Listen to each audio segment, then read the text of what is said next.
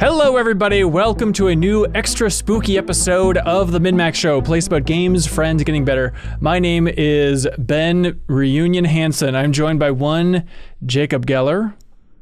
Ooh, I'm a frog. Sorry, audio listeners. Happy Halloween though. Janet Garcia is here. Hello, the prince maybe died on my watch, but you know, I'm doing my best. She's doing her best. Tune into YouTube to figure out what the hell we're talking about. And we're joined by Haley McLean. Happy Halloween. Oh no! Oh my god. Haley it's won. the trivia murder party guy. I'll turn it off. I want to do it the whole stream. That's right. It sounded just like that. Haley is Soldier 76, and you have a gun that you made yourself. You 3D printed your own rifle. It's made out of yoga mat stuff. Whoa, Nice. really? The material that like yoga mats or like the stuff you put in like kids' playrooms. It's like colorful pads. Jeez. It's like all it's made out of. That's and then some incredible. tubes. All right, well, happy Halloween, everybody. If you're watching after Halloween, sorry, it's going to be a spooky episode throughout, so hope you're ready. We have a lot happening in this here episode. We have Sarah Podorsky joining us in a couple of few to talk about some games in the back half of the show. We're going to be talking about Alan Wake 2, The Lake House. We're going to be talking about Call of Duty Black Ops 6. We're going to be talking about Metaphor ReFantazio. You can't stop us from talking about it. Mouthwashing, Life is Strange Double Exposure, Super Mario Party Jamboree. If I know one thing about Soldier 76, it's that he loves a jamboree. So by God, we're going to unpack it all. Got them in my sights. We got Infinity Nikki we're going to talk about. I want to talk a little bit about a game called Thronefall as well, thrown in there at the last second. And then back half of the show, we have some great questions people submitted there over on Patreon. If you noticed, one key thing we're not talking about in this episode is Dragon Age the Veilguard. We all wanted to talk about it, but Jacob's like, no. I don't want to hear about it, so we're not ever going to cover it at MinnMax. No. What's happening? Said it was too woke. That's right. So Dragon Age Veilguard, we don't have codes yet. We're excited to check it out. We'll be talking about it in a big bad way next week on the MinnMax Show, but we do not have access to it quite yet. But stay tuned because we have potentially a new show that'll be highlighting Dragon Age the Veilguard that we'll be talking about later on in this episode. But other table setting, if you're all ready for this, is our big charity stream. Is happening Saturday, November 23rd, everybody. If you're watching this and you're used to our Extra Life streams, last year we shifted it over to Give to the Max streams, which is a Minnesota-focused charity drive, not directed towards us. And we're going around and selecting smaller nonprofits based around Minneapolis. So we have one that I'm very excited about this year that we'll be detailing shortly, along with a big breakdown on Patreon of all the different charity auctions, because we have a ton of incredible charity auctions and stuff like that. But Saturday, November 23rd is going to be the Give to the Max stream. We're going to be streaming from the MinnMax studio to raise money for this nonprofit in Minneapolis. There might be a couple of special guests swinging by, maybe a couple on this call, who can say? But the other thing that's exciting is Friday, then we're going to be having a Minneapolis-focused community meetup. So this is not the quote-unquote big community meetup. We're still going to do that in Asheville next year. But this is a Minnesota-focused community meetup happening Friday, November 22nd. We will be sharing more details on Patreon and on this podcast soon for where we're going to be, at what time, all that fun stuff. But if you're interested in meeting up with us, you can clear your calendar for Friday, November 22nd.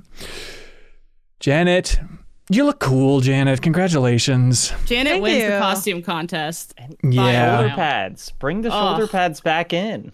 It's really good, yeah. Thank you. This is why I wasn't on the Max spoilers that y'all just had for Metaphor ReFantazio. I was busy making the costume, so I'm still in the second town, but I'm trucking away. Are you just gonna, you wait. Is that like a digital only costume? Like, is it just one of those filters for your camera? No, I mean, like, are you gonna actually go around town in that at all? Strut around the sidewalk? Okay.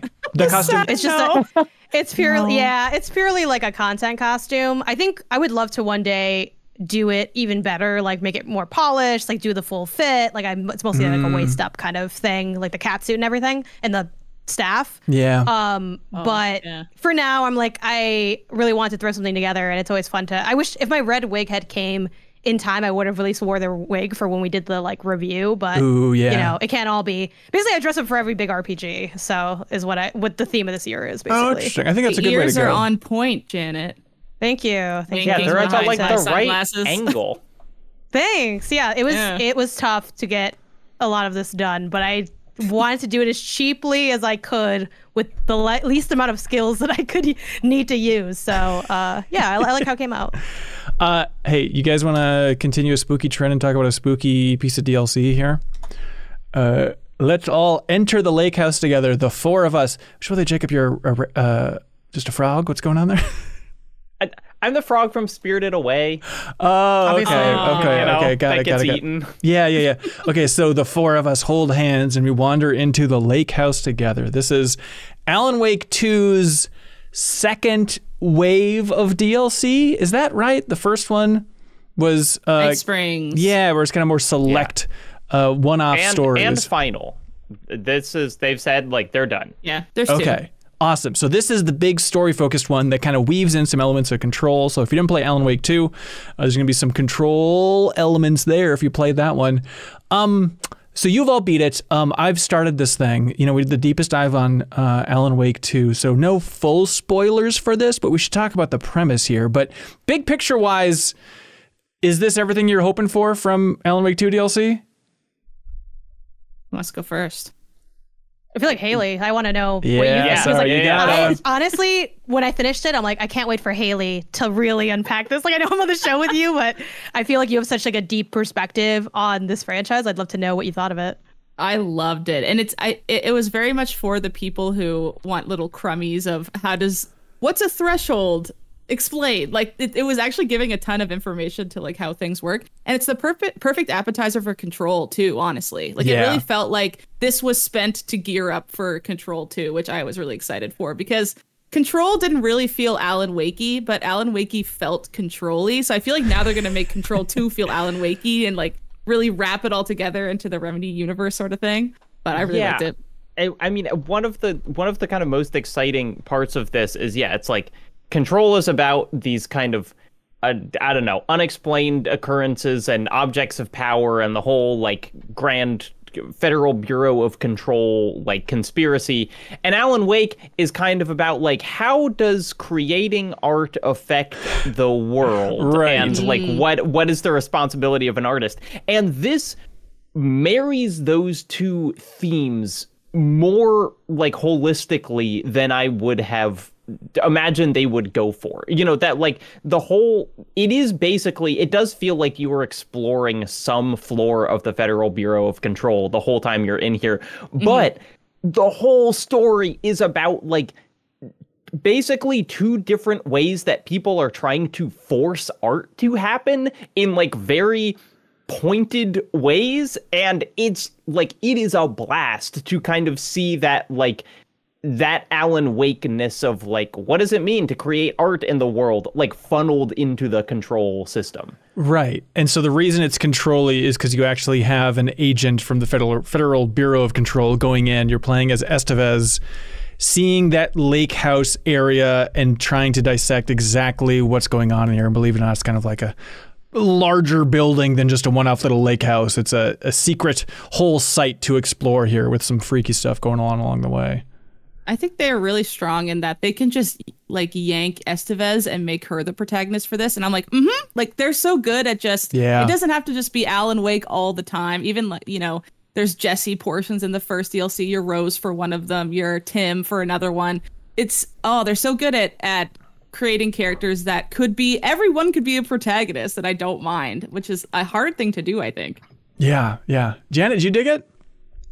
I was maybe a little bit less hot on it, but I do think it's like a solid DLC. It feels like a really bespoke side quest that you would have in one of these games. Like that's what it reminded me of. I think Control had some fantastic side quests. I'm definitely more of a Control head than I am like an Alan Wake head. But I think what's really strong about what this is in terms of synthesizing both styles of game is like the way it's leaning into survival horror, I think. Like one of my favorite things about Control and one of the biggest strengths of Alan Wake, I think, is setting, like bespoke, spooky, well lit, just the right tinge of sound design. I think those are all very much like hallmarks of good survival horror, and you really see that integrated here. And I think the story like remains strong. It's also a surprisingly like funny game. Like the DLC is really amusing because it is looking at art and pretty much like it's FBC-ified, but it is like a commentary on AI and what it means to create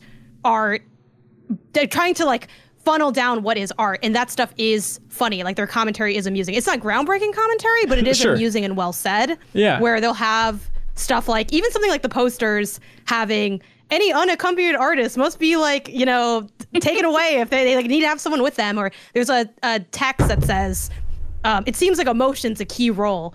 But what makes something emotional? If we could harness emotion, maybe we could. So it is very much like gesturing towards that stuff. If you are the anti-generative AI folks, the artists are definitely going to get a kick out of this. That being said, like main Alan Wake, my bigger criticism is I don't think the combat tends to quite be as tuned as I'd like it to be. I find this to be a little bit more compelling as an experience and a story to take in, more so than really exciting combat moments. But I also think I think they knew that, you know, in designing it as well. Yeah, I mean, it's like there is not that much combat in this, and I knocked it down to easy and did not regret it for a second. Same. I put it on easy like also. it's just it seems weirdly overtuned on like normal. I was getting like 2-shot by normal enemies, and I was like, that I've never really liked the Alan Wake 2 combat. But yeah, I mean, there is a billboard, or not a whiteboard in this game that literally has like art, not art, ? And it's just like dance, art, not art, cooking, and just like all of these things written down. They're having a blast. And yeah, I don't think it's a spoiler because it's in the trailer to say like you at one point just walk into a giant room literally full of typewriters, just automated typing, all trying to write essentially Alan Wake pages. So and then good. You get to like read what the typewriters are typing. And so yeah, it is kind of a very on the nose AI writing thing, but it's also just like, yeah, you can't force this stuff. And like the other side of it is also kind of a different take on like how you can try to wring art out of something, but it's not going to go the way you want it to. And it's because the premise is, and this is why the Remedy universe is fun, because the premise is you need true art to potentially become an object of power, just to really tie these two games together. And so they're trying to understand it. Is needed. The Cauldron Lake is trying to create a threshold into the reality. And the only way that threshold, this is just their explanation, but the only way that connects to reality is through true art. Like, not just art, like, you know how sometimes Alan wants to write, and then Alan was free. Like, it's going to go, nope, that doesn't count. Like, it has to actually be, like, emotional, human, like, real art is the only thing that can move things around. So they really play with, like they talk about singers and painters and actors and stuff. And, like, when could they weaponize that to like engage the threshold is what they're trying to do, but in a really sciencey way. So like, that's such a fun probably premise. not going to work the way they think. Yeah, it is. You know, it's like, okay, we all know at this point that when Alan Wake writes something, it happens. So what do we do with that? You know, is kind of like, you're seeing a bunch of, I mean, like, Dr. Darling from Control is like literally in this in kind of like pre-recorded video things, but it's like two other scientists kind of trying to play Darling. And yeah, them just being like, what do we do with this world-changing information that we now have? And it goes not the way that they would expect. The other tinge of humor is like in the office politics that are revealed in like and that's kind of why like this, I think it's an enjoyable experience, but at the same time, so much of it is like, if someone handed me just the screenshots of the notes, I'd be like, this is the deal. You know, that it really is where the experience is, outside of some really, as usual, like interesting visuals of how, you know, monsters might manifest through artworks. Like that definitely has like a nice visual to it. Yeah. But there was so much fun in like reading, oh, well, I brought the pecan pie to the office, and HR like, you can't bring stuff with nuts in it. And then this person being like, I don't care, like little stuff like that. And the relationship between these two doctors who have not necessarily inherently opposing views, but they have beef on like, how are they going about it? And it's the classic, you know, things you might see in a story like this of someone's taking it too far, someone's doing this like behind the scenes, and there's all of this drama, and we're kind of like walking in on the aftermath of it. And I think that's part of what makes it feel a little less exciting gameplay wise because we're sort of stumbling on what already was. So you're reading a lot of notes. You have a lot of reading to do in this DLC. If you're not going to read if you're not willing to read, do not even play the DLC because the DLC is the real juice in it is what you get out of the notes. Yeah. And I think the story also isn't nearly as clearly conveyed without having those notes to help supplement the story, which is not necessarily a dig on the story. I think that's how they intentionally design their world. But I would say even more so than what you normally get from a main campaign, which also makes sense because this is for like the hardcore, right? Almost no one finishes a video game. So someone playing the DLC is likely to be more willing to do more reading than maybe the average player might be when it comes to understanding a story. Yeah, it was fun, like jumping into this thing is I did not even I saw the teaser trailer for it, but I did not catch like the launch trailer or whatever that was during the Xbox Partner Showcase. And so it was really fun just to have no idea really what was going to be in here. And starting out, you're in a room filled with a bunch of paintings and it's like, okay, we're sliding the paintings around, got it. And then those painting monsters came out, which is like Slenderman. That is exactly my Achilles heel for scary things is the big lanky, Slenderman adjacent type stuff. It's like that has been like my nightmare since I was a kid is what I would eventually become with my actual human body. But so just big, huge, lanky paint monsters. Like, oh my God, that's just my kryptonite. It was so damn scary. And the way they walk, it sounds like paint slapping onto the floor. Like the sound design in this game is so freaking good. And there's so much care to it too. I was even noticing like an early thing is her saying she takes 6 deep breaths when feels like she's having a panic attack or something akin. And then the whole rest of the game, every time something really scary happens, she very quietly takes 6 deep breaths and they don't make a big deal out of it. So you good. can just hear her just go. That like every time those painting things show up and afterwards when you're catching your breath, she does that every time. There's so much care for little things like that just make it more of a realized thing than just boo. Anyways, next room sort of thing. Right. And she has to walk a fine line too of like, well, she's used to wacky objects of power, got it, but she still is upset by how weird this is. Right. Right. Yeah. And then, I mean, early on, there's a moment of where you're just talking to an entity that you didn't know you could talk to. And it's like, this is it, man. This is the good game and stuff. Give me some basically dialogue options for talking to a weird thing. I am so on board for this. And she's following like protocol for engaging with like suspects while she's talking to it. Yeah, right. So good. Is it satisfying for you, Remedy nuts? I mean, does it feel like it ties up loose ends or it just kind of is a drawbridge saying, look forward to Control 2? I thought it was really satisfying because something I always kept thinking about, and they played a little bit with in Night Springs, is like, okay, writing is an interesting art form for this to work because writing seems like the easiest way to get this to get the Cauldron Lake out into reality because it can essentially just craft the exact plot to let itself release itself. But like, what about other art forms? Like, what if it wasn't a writer? And they're really playing with that. Like, what if a painter tried? And then in Night Springs, it was like kind of like Rose's fanfic fantasy. Like, what if that had a shot at it? And then Tim acting. It's like, what if Tim had a shot through his acting? And it's like applying their constraints that they've made up for themselves for how their world works on a bunch of different styles of art. And it's in and of itself a commentary on like how different styles of art are different. They're in of itself. And I've always thought like, what happens if like a freaking like crocheter was at Cauldron Lake and tried to get, what would happen? Like they're playing with that idea, which is something I've always thought about. I think is a really fun angle to go about and made it really satisfying from a plot point. Yeah, it's like I fundamentally don't think that Alan Wake 2 needed either of these things, like either of the DLCs. I wouldn't even say that they make it like better as a game. I think that like Alan Wake 2, the game that was released, is the best Alan Wake content. And, even and before, so this is like, they changed the ending, right? Didn't they add more detail in there or something? There was some ending addition that you didn't like. There was something, which honestly, it's like, whatever. I don't even really care about. But it's like, I think it's to the story's credit that these don't feel like essential parts of the Alan Wake 2 story. They are just kind of 4 Remedy heads who are now into this kind of extended universe they have going on.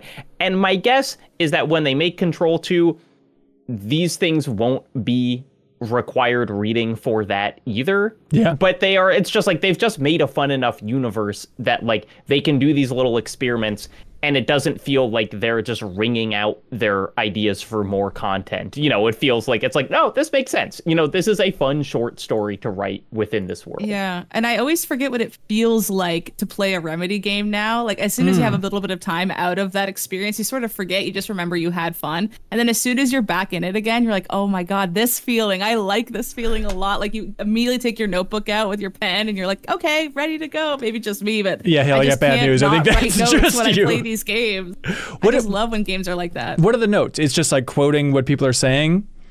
I can read some. Oh, it's right here. Yeah. Dark, dark, dark, dark, dark. It's one of my notes I wrote. Wow, you're like a person leaving notes, and not Alan Wake, but Silent Hill. Yeah, just like research in of itself being art, ? Is something I wrote down. There, now we're talking. Now that's a good now game. Now we're talking. Subject to objective. Subjective to objective is the goal of the shadow, is something I wrote down. I'm just trying to figure out what they're trying to tell me the whole time. I wrote typewriter room, oh my God, in all capital letters. I just loved that room so much. Laws of 3 for spatial occurrences. Like, they really just drop lore nuggets that I've never heard before, and I'm like, write that down. Which I thought that was such like a cute integration to like what video game logic is, where they're like, oh, well, obviously these are laws of 3, and I'm like, haha. Or also, it's just like how most games are structured. But I think that's also speaks to them really working to like tie things together. And I do think like more than most studios, like their ancillary stuff does have actual content in it, which is not necessarily to shade everybody else, but like usually it's like, oh, notes here and there, it is what it is. But here you really do get, like, Haley, to your point, like you could gleam a lot if you take the time to gleam. Obviously you don't necessarily need to, but if you were to like really write down stuff, you could really start to figure out how does their universe operate and what kind of things are happening within the other things happening. I think especially with their use of like projector work and their whole style is invoking other mediums into one medium. So for them to have like, this is a very like, you know, it's a commentary on art for like artsy people who want to like think about art, which like I have fun doing that. So I did find it to be generally enjoyable. That's sweet. Yeah, the lake house. It's like a what, $10 upgrade? $20 for the full thing. I don't know if you can get them one-off. Okay. But $20 would get you both things and then like some cosmetics. Gotcha. If you're into that whole scene. You can have original Alan Wake outfit, which is kind of fun. Yeah. Hey. Kind of makes you want to replay the game as green jacket Alan. That'd be cute. All right. There's this other game that came out. Call of Duty Black Ops 6. What an odd duck. There's 1,000 directions we can go in this thing. Haley, let me set the table. You love multiplayer in Call of Duty games. Is that correct? Mm-hmm. I tend to. I play the campaigns, most of them.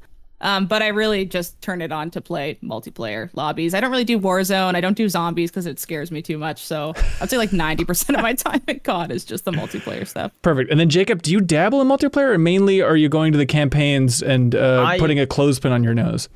Yeah, and I shake my head the whole time, so you cool. know I don't agree with it. I'm mostly a campaign guy, and I mean, like, I like COD multiplayer, but I also like. I couldn't tell you what's a good one versus a bad one. Like, I played some of like the Cold War multiplayer. Yeah. I was like, I don't know if the community like liked that one more or less than like Modern Warfare 3. You know, they're all just kind of like, it's just like a thing where I run into a room and shoot someone or get shot. Like that's all of COD multiplayer. Yeah. But Black Ops 6, it's out. Reviews are surprisingly positive. I feel like with Modern Warfare 3, people weren't too hot on, if you recall that saga last year, or even like Black Ops Cold War. I feel people were kind of like, that's all right.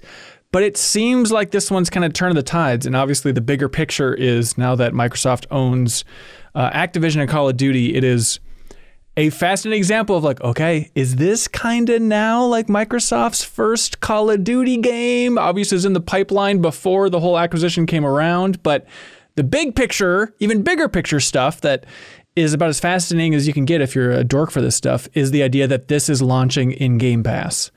And so it's like, this is the test. This is the greatest experiment of our gaming era, I feel like, over the last, 5 years of game industry stuff is seeing like, will subscription services work with the biggest gaming franchise around? Will those numbers bump up? And if they don't, maybe these subscription services are not as buoyant as everyone would like it to be. So that's the bigger context surrounding the game itself, which, Haley, what do you think of the game itself?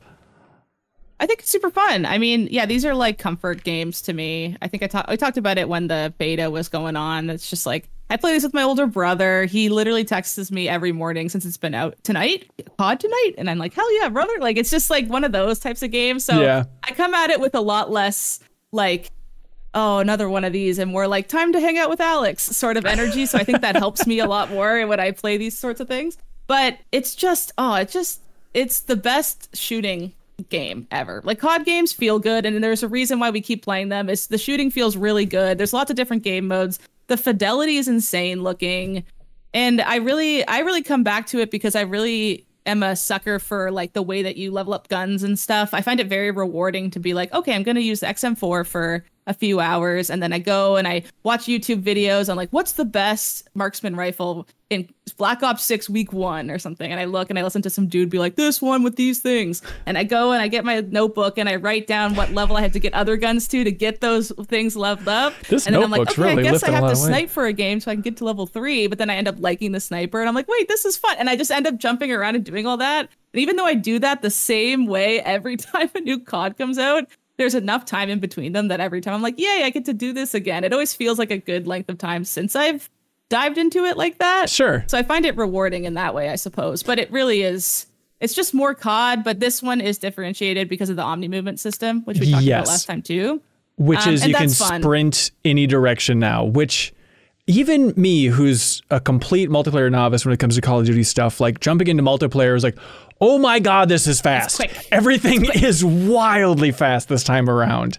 And you can also dive and land on your butt and turn and look any direction, which is also new. Because normally when you jump, you land on your stomach or something and you can barely look up. It's like you can just kind of shoot their ankles. But now you can turn, dive around a corner and just like spray the entire team. And even if they're up top, down below, and go crazy. It's mostly 13-year-olds who are greasing me at doing this, and they're very good at it. But it's still fun. Like, it does feel a lot different than other multiplayer, which I think is noticeable because you could line up all the other Black Ops in a row, and it would really just be which one looks older because the gameplay is so similar to me, honestly. Right, but this now one feels different because of that. Right, now just make it all 50% faster feeling, yeah. But like even, you know, they had a whole mode that was just called Face Off Mosh Pit. Like, what the hell is going on here? Okay, now it's just super fast gameplay, and on top of that, it is just really small, compact maps. It just feels like I love those. A super fast Call of Duty game squeezed into like a Rainbow Six map or something. It's just absurd how much action's going on there. That one's crazy. I haven't seen the little cave one. 3 little caves and one center area, and you get killed every 4 seconds, but it's somehow not annoying because you get back in 1 second. So you just there's a lot of avenues for you to have crazy moments, and I think that's why it's fun. Like, I really can't stand. I used to like battle royales, and I just can't stand them anymore because of the time it takes to shoot someone. As problematic as that sounds. Yeah. Like, I used to really like Apex Legends. And it could be 20 minutes before you see someone across the distance to shoot someone. And at that point, I'm like, and then they kill you and you die. And then it's like, okay, well, I guess I have to gear up again before I can shoot someone 20 minutes later. And that's why I'm kind of not into Warzone either, because even though it is Call of Duty, it's still that. Like, I just hate the downtime in between matches. Like, that's why I like multiplayer. It's like, again. I just want to run around like a weirdo. For me with battle royales, that was the thrill. I was like, I crave that downtime. Like, I want these slowly sneaking around. I think that's I'm like fun. Hiding in the bathroom forever because I can't shoot anybody. Absolutely. You know what I mean? Yep, I'm in the exact same camp. And now, I guess with the glory of something like a face-off mosh pit thing, it's like, okay, well, you still can't shoot anybody, but now, just based on the numbers, eventually you will get a wild kill, you know? Like, to be fair to that mode, like, I got kills that I never would expect that I would get just from playing like half an hour, just because it's like, you can't stop it if you want to. And like hardcore modes, the time to kill is 1 millisecond. Like, it's real life. It's like, what if you shot a human with a bullet in real life killing time, not like video game where you take 20 and you're kind of like, oh, and fall down. It's like you shoot someone in the knee and they're gone in that mode. It's crazy fast. It is weird. When I was jumping into this, I was like, very naively being like, okay, like I got into Call of Duty campaigns a while ago. And now I was like, yeah, but Black Ops, I don't think I really have that much experience with Black Ops. And then I had that epiphany like, wait, no, Black Ops 4, like Blackout, that Battle Royale within that, like that was one of my favorite games the year that came out. Was that 2018, 2019? Like I freaking loved Blackout. So it's so weird to be like, oh, that's right. I technically have played like over 100 hours of Black Ops in my life in the past. Your brain like erases the data for some reason though. What is up with that? I don't know. Because I guess to me, like Blackout just felt so different. It didn't feel like playing Call of Duty classic multiplayer or something, you know, because it just felt very much, especially with Blackout, of like, this is just PUBG, but we squeeze Call of Duty feel into it, and it's the best. Jacob, jump into this campaign. I am so curious what you think. I guess the first thing that I want to talk about, which is maybe like known, but I recently played some like old COD campaigns, so I wasn't expecting this. Yeah. The like Call of Duty launcher, like God. Industrial complex that you Such enter a mess. is insane. Yes. Like the fact that I downloaded this game on the PS5, which was, you know, not 150 gigabytes. It's like 70 gigabytes or something. You download it and it's like, hey, do you also want to download, I don't know, like Modern Warfare 3 Warzone or something? And I was like, no, thank you. Just the Black Ops stuff. And then you go in and it is like the Hitman thing where it's like you can play any Hitman level. Right. And then like twice before I was even able to play the campaign, I like had just downloaded the game and I turned it on and it was like software needs to reboot for update. Yeah, the like exact same thing. The software. And then I Yes. like started the campaign and it did it again. And it's this bizarre... Then it being part of Game Pass is like even crazier because it's like within the shell of another launcher. It's just like so huge in this very strange feeling way where it's like I got to the campaign and I was like, this is like the 7th window. You know? No, I'm totally with you. I don't know what was going on. I mean, for Xbox, where I was playing it, it was 218 gigs. So I'm not sure what was in that bundle that wasn't in yours. Maybe it was more selective. Probably Warzone. I guess Warzone's huge. Maybe try to because I did not Warzone in. download Warzone. That all being said, I think the campaign is pretty neat. I haven't played a ton. I've played like 3 missions, but Black Ops has, except for the one that they didn't have a campaign, they have always been kookier than the other CODs, you know, where like the Modern Warfares try to be a realistic ? And then like the World War II ones are generally kind of respectful of World War II, whatever. Black Ops is like the like bong hit, bro, Right. what if JFK, you know, went to space or something. Hell like yeah. that's the vibe of them.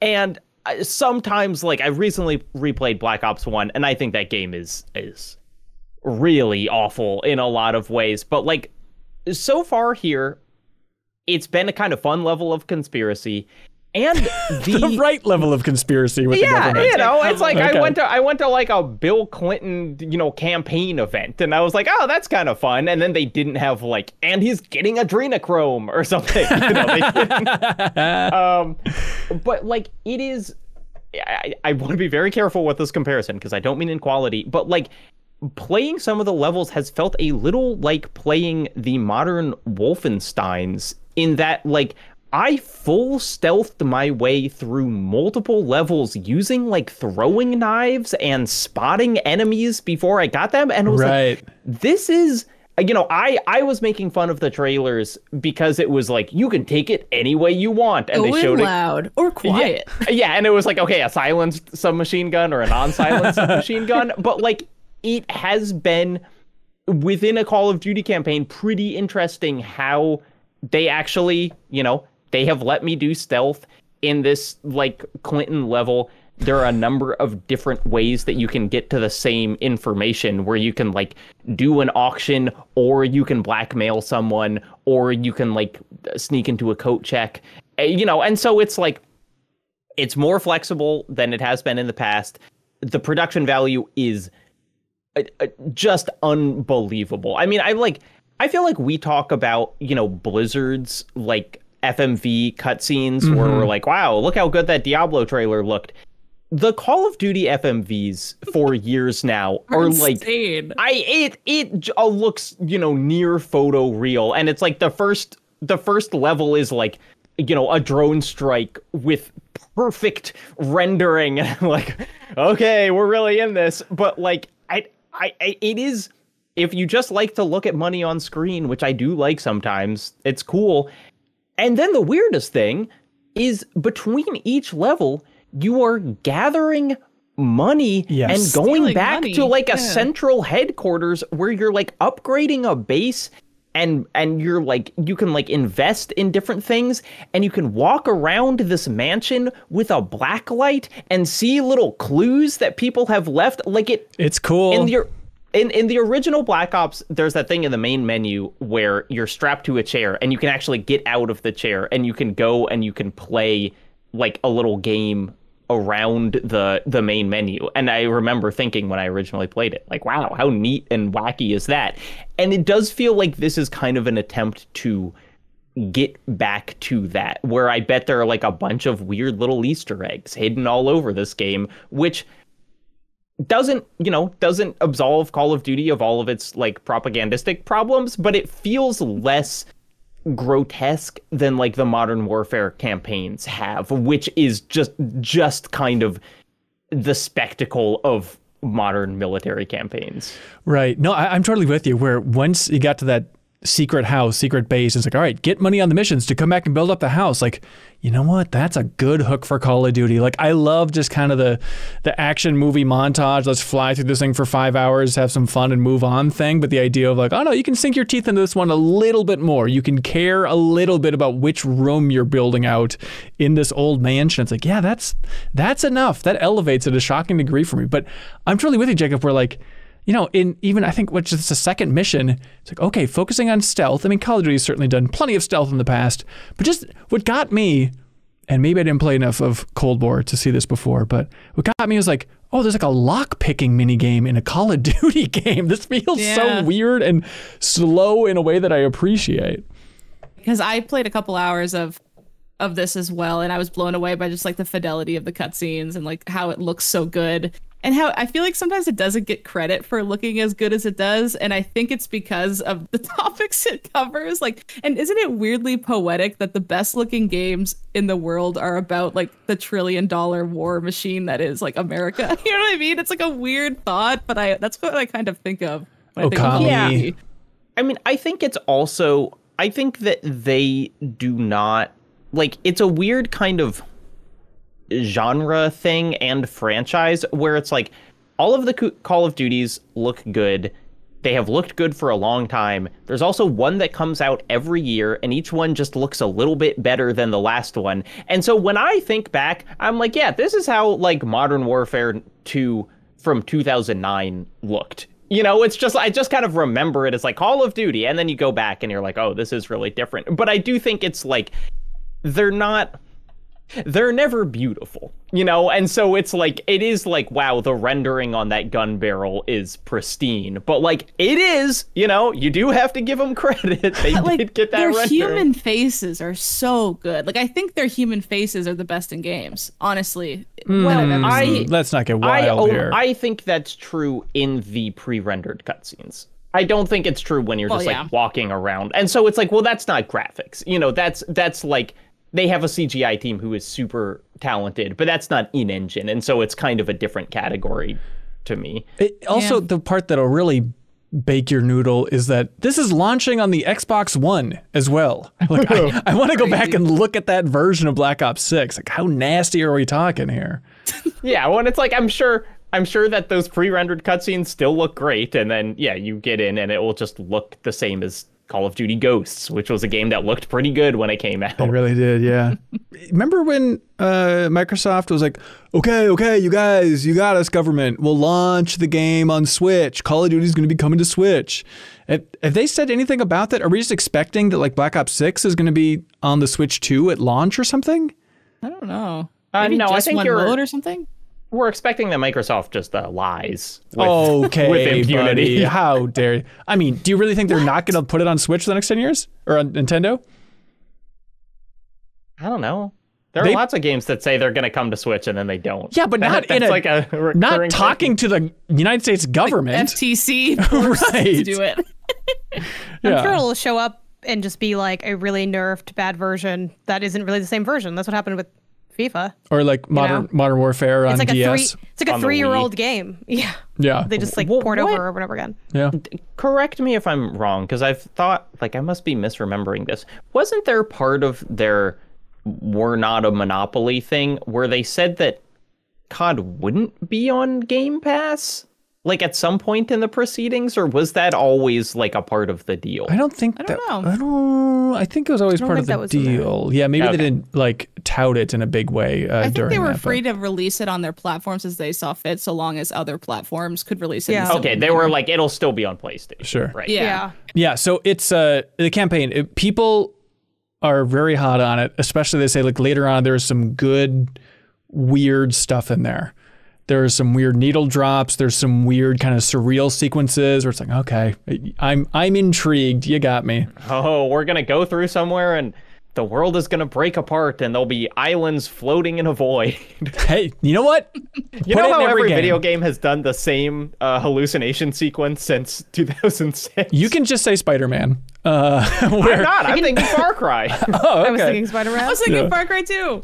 And you know what? I enjoyed every time. I think I have at least 12 more in those before I'm all right, yeah, I'm dreamed out. I'll take it absolutely every time.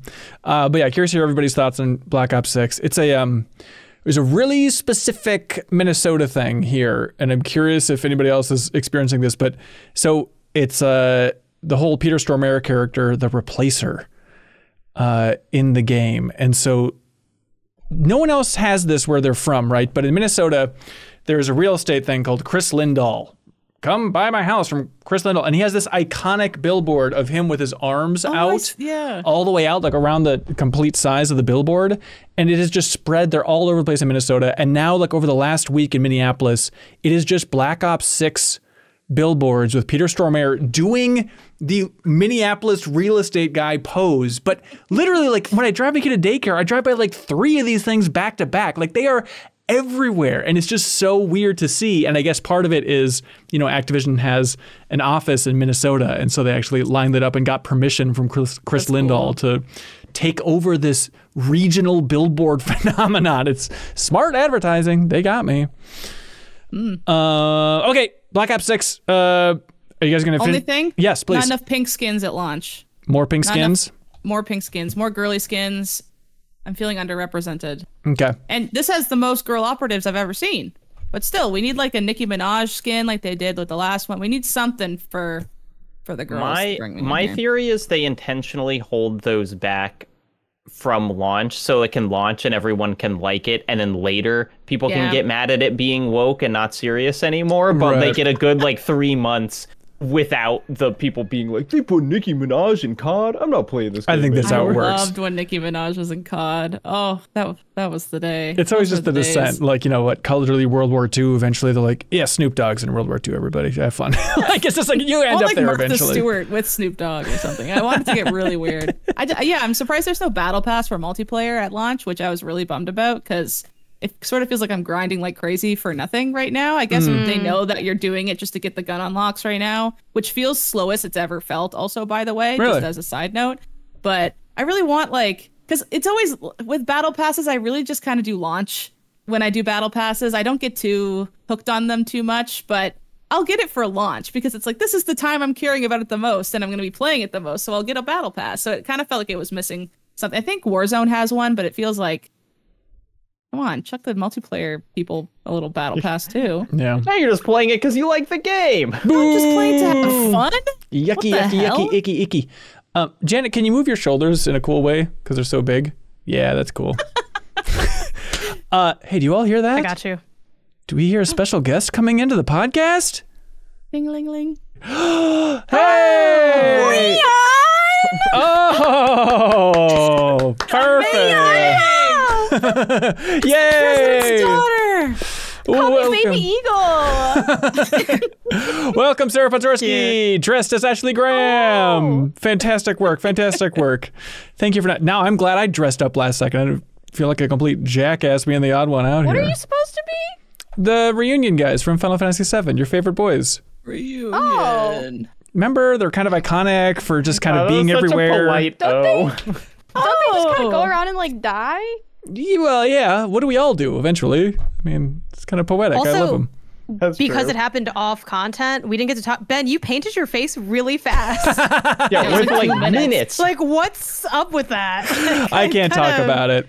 I do a lot of clowning in my free time, so I'm pretty used to getting a quick turnaround for all did Do this you have stuff. that ready? Reveal. Like, is that your makeup or like? This is normally the makeup I Did you wear. grab your wife's? Is what I want to know. Maybe he's always in makeup and this is his natural glow. Oh, it's like a Joker situation. No, tell you what happened is I went as this for like a Halloween party over the weekend, so I had the makeup like sitting in my closet. It's like, all right, I'll just grab that and slap it on real quick. Welcome, Sarah. Thanks for joining us on this Halloween of Halloweenies. Thank you for getting my back and backstage pass for talking about how many of those damn billboards for Black Ops 6 are all over the place. I probably have like 3 in my They've been house. for like years. I think that's what you missed is like these when I came to Minnesota in like 2015, 2012, like the billboards were up. Like everyone here knows. The Chris Lindahl ones, the ones that Yeah. Black Ops 6 are parroting. Yeah. They've been up for in like decades and there's some like weird divorce story about that. Have you heard that? No. Where like the reason he has all those billboards is because he was married to someone who like owned a lot of billboards, and in the divorce he took half the billboards and then put his. I don't know if that's true, but that's like That's like fun. the lowdown. That's like what we gossip about. Yeah. Most, if you go to like any cafe in Minneapolis, we're mainly talking about Chris Lindahl's marital status, if you got to ask. Yeah. Hey, Sarah, I was surprised by a couple things. First of all, just how cool you are in your Halloween costume and all that stuff. But then also the fact that I see you on Steam all the time playing Metaphor ReFantazio. And I was like, what is she streaming it? And I'll check. And I was like, Sarah going to town on this thing, and it's just for her. This is a private experience that Just now me. she's forced to Just talk me. about on a podcast. And you're playing in Steam Deck mode? Yeah, I'm playing it on my Steam Deck. So usually when I'll be like laying on my couch watching like my trash TV, I'm playing Nice. Metaphor. Like, I think if I had to sit at my computer, I would not want to play Metaphor. But it's like it's been a really good couch game. It's interesting. Is anybody else playing Metaphor as the turn off your brain game? It seems like it requires a lot, right? Oh, or is there enough? it's my bedtime game these days, yeah. Yeah. Yeah, but I am single. I've only listened to a podcast when I've like been in a secondary dungeon, because they do hit you with story pretty frequently, even Yeah. in like the, just running around sections. Yeah. Okay, so big picture here. We have Metaphor ReFantazio from the creators of Persona. We talked about it a couple weeks ago. People have been playing more. This week on our YouTube channel and also in the bonus podcast feed, there's a huge Max spoilers about it with Sarah and Haley and Jacob and Kelsey Lewin talking about the game's first 2 cities for 2 hours. It's a huge discussion. I'm looking forward to hearing it. But is the takeaway that more and more people are getting swept away by this? Janet, I know you're still playing as well. Like, Jacob, are you the most kind of unexpected convert for the gravity well that is Metaphor ReFantazio? I think so. I mean, we talked about on the spoiler cast, like I've never played a Persona game. I've played very few JRPGs in general. Like this really was a hearing Janet say a couple weeks ago that this would like be butting up with Astrobot as like a potential GOTY. I was like, I think it's time. I really want to take the plunge on it. And as I said on the spoiler cast, 55 hours in currently. Jeez. Like I have been playing this like it's my damn job. What about it? What's grabbing you? It is. I feel so dumb for not understanding that this was the appeal of Persona as well. But it is the day system, like the schedule system, which I always thought was a kind of restriction that I wouldn't enjoy. That it seemed like it would make me stressed. I would be anxious that I was wasting time. And instead, it's like everything is meaningful, and I never feel like I'm doing a side quest because I have to do it. I'm doing a side quest because like, oh, I have enough time to do this side quest. And so it's just like, it's pushing me forward in a way that other giant long games can't maintain. It just has more of that, I don't know, sim vibe, like a Harvest Moon Stardew Valley of just like trying to get stuff done in a day, like that type of thing? Or even like weird comparison, but like XCOM, you know how XCOM you're like, oh, just like one more day I'm gonna get my laser rifles and then I'll really be able to kick ass. It's like, oh, once I get their bond level up, then I'm going to be able to do like this new class, and once I do that, I'll be able to take on this dungeon, which I wasn't strong enough before. It's like it has that like incremental progress that really gets its hooks in you. Yeah. Hey, Sarah, are you a Persona nut? I played Persona 3, I played Persona 5, and I bounced off of both of them. So I just played a bunch, and then I was just like, I can't. Like, I would hit a point that I'd be like, I don't really want to do this anymore. It's getting a little grindy.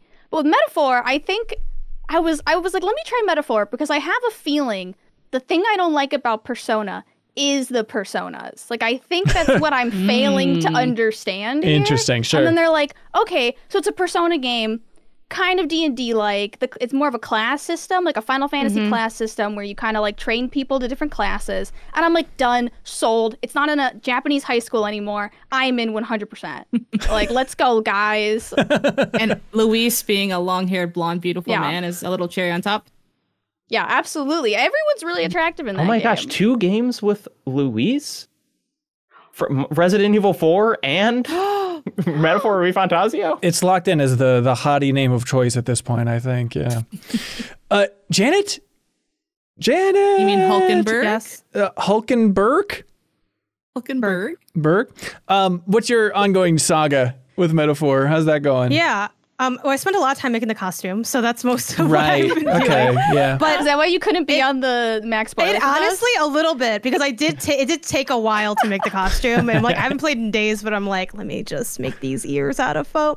Anyway, but yeah, this game's awesome. I mean, all the things that like I feel like we've said already remain true, but to echo like kind of what Jacob was touching on, I think really the beauty is in the automatic momentum of a game of this structure, because otherwise you'll just like, you know, we have these conversations all the time about longer games where, you know, if you try to critique the side content, people will say, well, that's why it's side content. And then it's like, well, but it's so like, I can think of a game why'd you like put it in that, there if yeah. it's not? Yeah, you know, some games might come to mind, right? We'll save it for the 210s. But here they sort of give you why the Caged Bird Sings is really the structure of this game, where it's like, well, you only have this much time to get it done.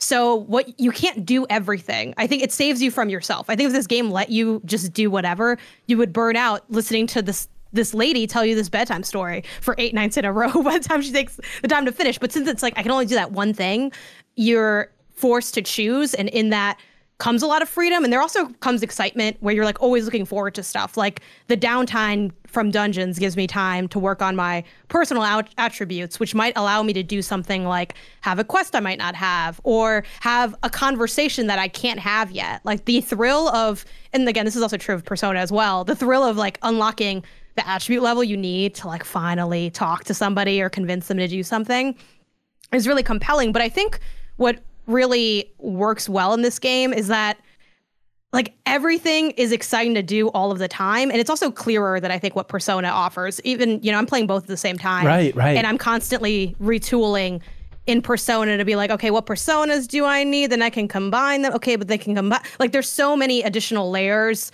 of understanding. And here it's like, hey, they're classes, you can mix and match them. And then you can, because you have to, like anyone can have an archetype, like you can unlock an archetype for anybody, and they start off at like a lower level, and then they can unlock and have those skills. And then once you have the skills, you can like mix and match those skills to other ones. It also makes it so that the grind aspect is almost also exciting, because I might say, oh, you know what? This is an easier thing I have to do.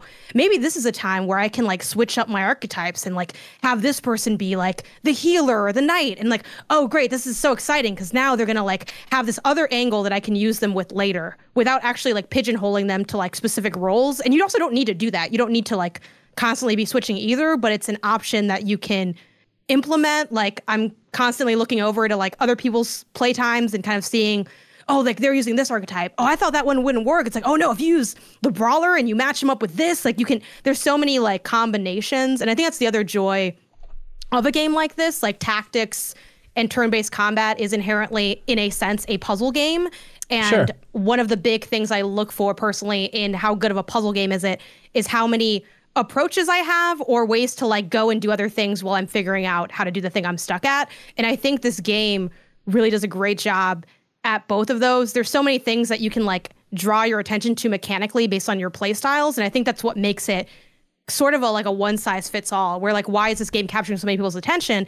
It's because I feel like there's something you can like latch on to regardless of what type of player you are. If you're super into mechanics, cool. You can just do the life sim stuff like for 2 seconds just to, grind a little bit of your imagination or something. But it's not like you have to delve into that a lot. If you do like that stuff though, there's something for you where you like learn about a race and then later you encounter that. Like I have memorized more races in this than I usually do in games because it's like, oh yeah, this is a Parapus. Like, oh yeah, I remember seeing like a Parapus when I first saw there, and then this person's like half Parapus and I remember them talk like, and like the way it just so naturally engrosses you in lore. I think a lot of games, like they want you to like care about their lore. Oh yeah. But this makes it so that the lore is genuinely meaningful.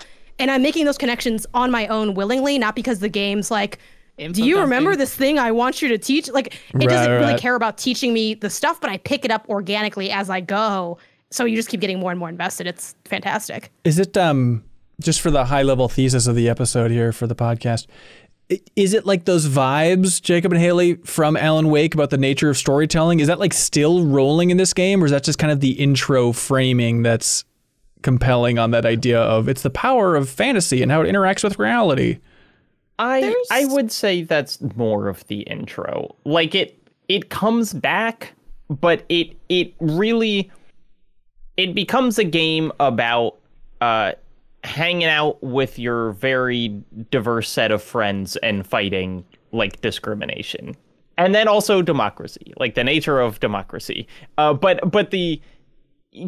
I mean, everyone loves reading from your book. You got the one book and you always read it to everyone and they get real psyched about it. But like, I don't know if it's as like the thing in the beginning where it shows you like modern day Tokyo, right, is not something that like they bring up all the time. That really does just seem to be like the frame that the story starts with before getting you into this more involved thing. Yeah. It kind of feels like maybe that's going to be the starter and the ender of this sort of thing, with the middle being fight with your friends to end this all. And how does that connect to, does fiction in fact change reality, which is like the overarching theme? Yeah. Yeah. I mean, and also it is worth saying another reason why like lots of people are getting into this that maybe haven't gotten to Persona. The commitment to quality of life stuff in this game is like fanatical. You know, the idea that like you can teleport to anywhere at any time. You can be standing one store away from the store that you want to go to and think, I don't want to walk there. I just want to click on a menu and be there. And you can do that. And like, if there is a quest that you can turn in, you can go to your menu where there are the quests, just click on that person and it will teleport you right there. And you can change all of your party archetypes at any time. Like in the middle of a dungeon, you can decide like, I need a healer. And then you can change someone into a healer and heal your party. And it's just like, I imagine that you could get a lot out of the friction of not having those systems. Yeah. But especially when a game is as long as this, just making sure that you're doing like the thing that you want to be doing for the maximum amount of time, really like it does a lot of work in making it smooth and enjoyable. Yeah. Yeah. To follow up on that thought, like when I was playing Persona 5, I found sometimes the lack of quality of life in that game was too much friction. It would make me bounce off and leave it. Like I had a 2-year period where I didn't finish Persona because I was getting so frustrated with those systems that were missing that I was like, what am I doing? I'm just mad. And I didn't touch it for 2 whole years. Even though I went back and finished it and loved the whole thing, I could have done that 2 years earlier and had a better time. Like it was really just a lack of, oh my God, I just soft locked myself because there's no nice and respectable autosave functionality when you're in dungeons that kind of give you at least a little bit of wiggle room, that I'm now about to lose 5 hours of progress. I don't even want to think about this right now. Throw it away. Yeah. And this kind of, that's still a possibility in this game. And I still save like a crazy person, like with various different days just to make sure it doesn't happen again. But it's really improved, I think, pretty much every element of Persona. Jeez. I think too in this. this game did what well, maybe I'm sure there's some RPGs that do this, but what almost no RPG or JRPG has ever done, made a cast that doesn't have anyone who's annoying. Yeah. Everyone, not only is everyone like visually interesting, varying degrees of hot to just like visually interesting, like design, they aren't annoying. There's always like one jerk, one like whiny person, even for and I'm not like nearly as far in. I think I'm like 20 plus, 25 hours in or so, but I know people that are further along. And I'm like, hey, no spoilers, but like, any stinkers?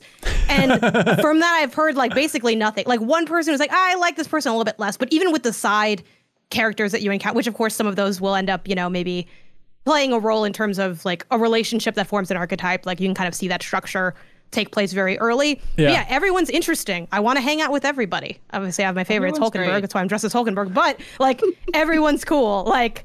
And it's like, oh my God, finally. Like, usually that just isn't the case. And it's not a deal breaker necessarily. Like, sure. So what? I don't like Morgana and Persona. Like, I just let Morgana sit on the side. But like, Morgana's still going to talk. So it's like, and when you have so many hours, the little things do start to grate. And I'm just like, yeah, why does not every game have like no annoying characters? But it's such like a genius, refreshing change of pace. Totally. It's a flex. Is it, Sarah, is this like GOTY material? I'm trying to get a read on how much you're enjoying it. You pitched it as a little bit like, it's a thing I do while I watch bad TV.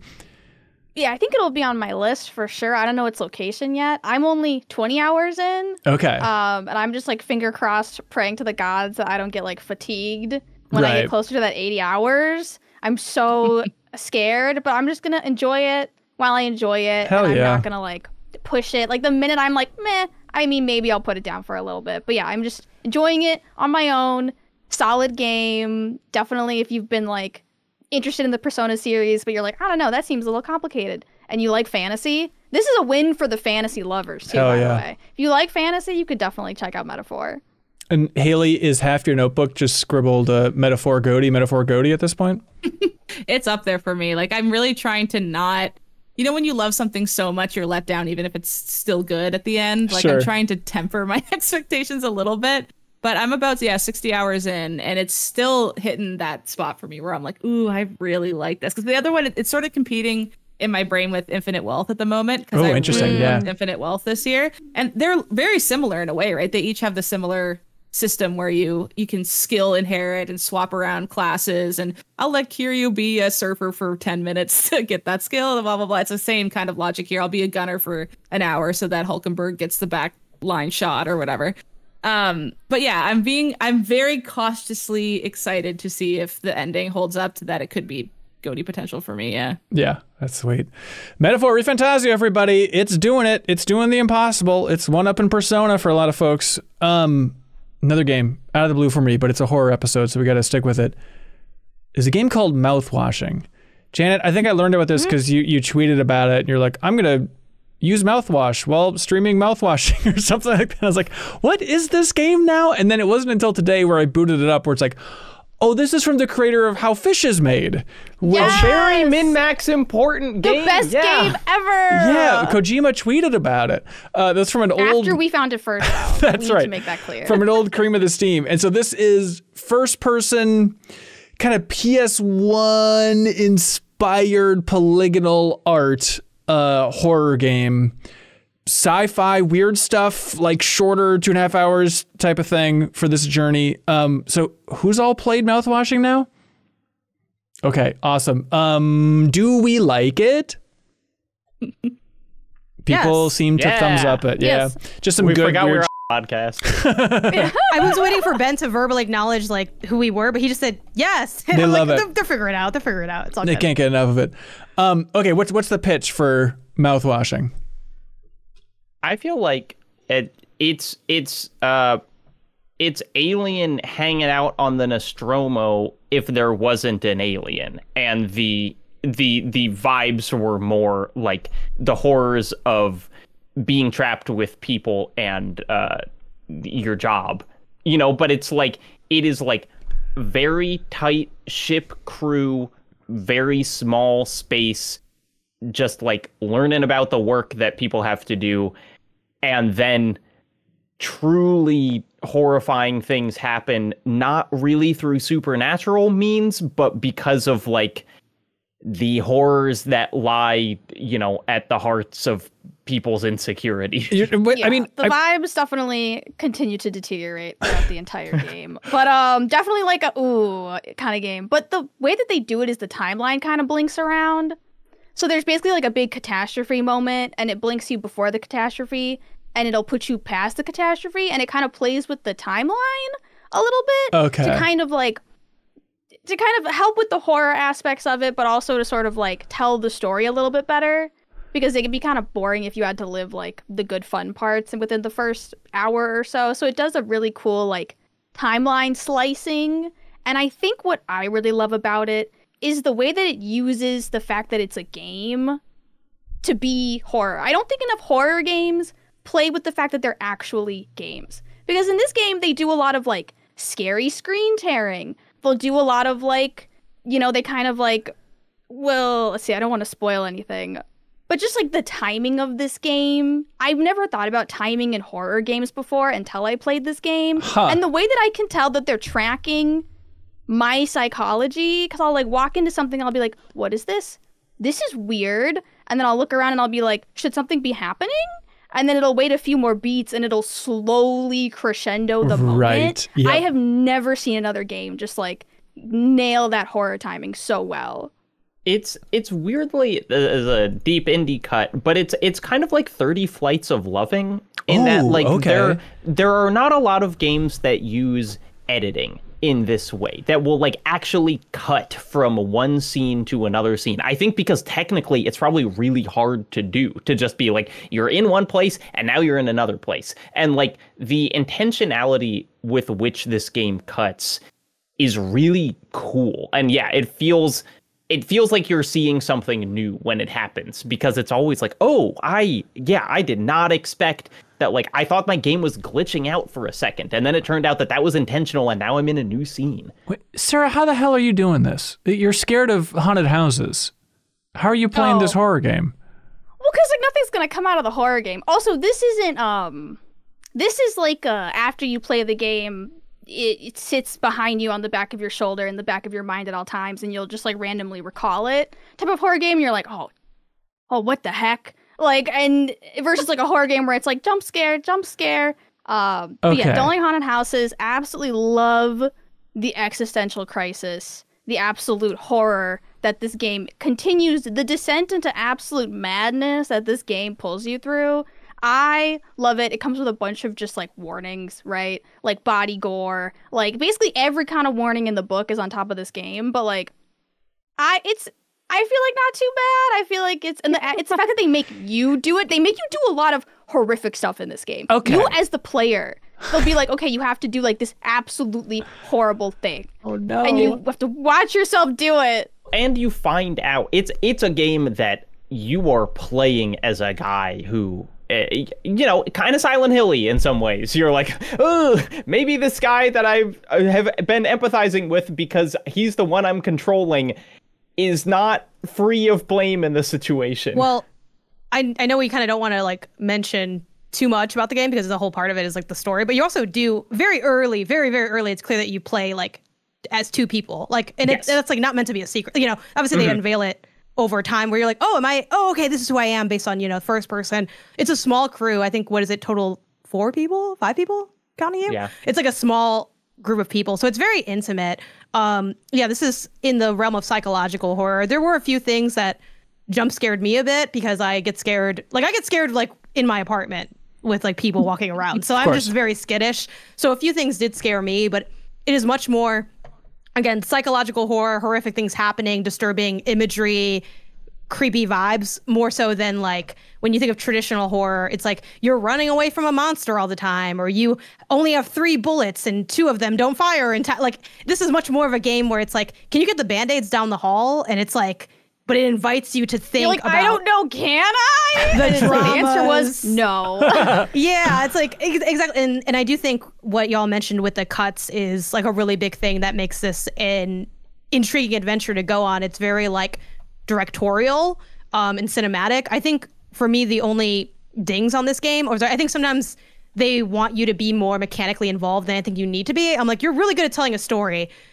not so good at making it clear what I have to do for some of the more dream trippy sequences. I did find that the classic issue of like, if horror ever loses its momentum, it kind of like, comes to a bit of a halt narratively as well. And I did find myself landing on some of that when it got a little bit more experimental.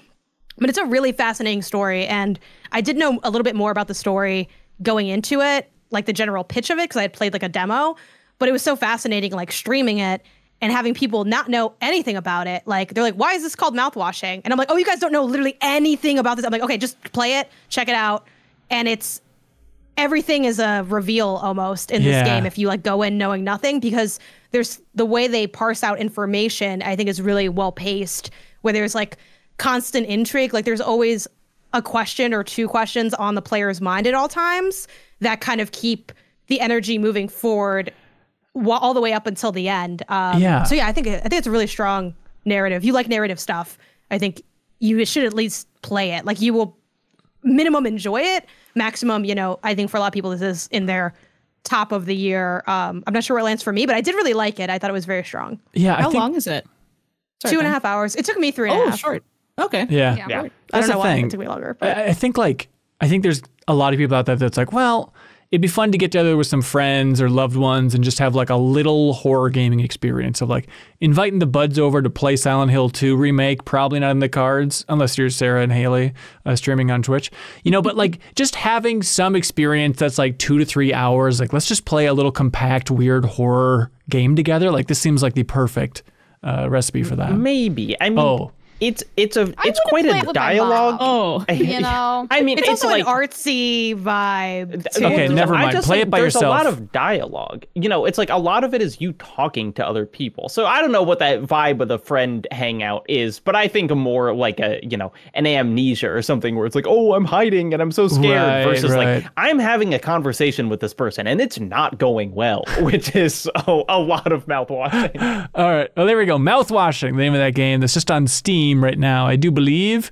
But another game. We talked about it a little bit before. Life is Strange Double Exposure. If you remember the podcast, you remember Janet coming on here, cock of the walk, saying Life is Strange is back, baby. I played the first 2 chapters. It is nigh impossible for them to drop this ball. They're charging right towards the end zone, and now let me sit down and play the final 3 chapters, and... Well, first of all, I would never say Life is Strange is back. I get so tired of fans who only liked Life is Strange 1. True Colors is great. 2 is good as well. Captain Spirit's like one of the best narrative games I've played. Like Captain Spirit's incredible. So the whole is it back, is it not is frustrating discourse, but that is part of the conversation for a lot of people. Oh, yeah. This game did not work out. Episode 3 also banged. So good.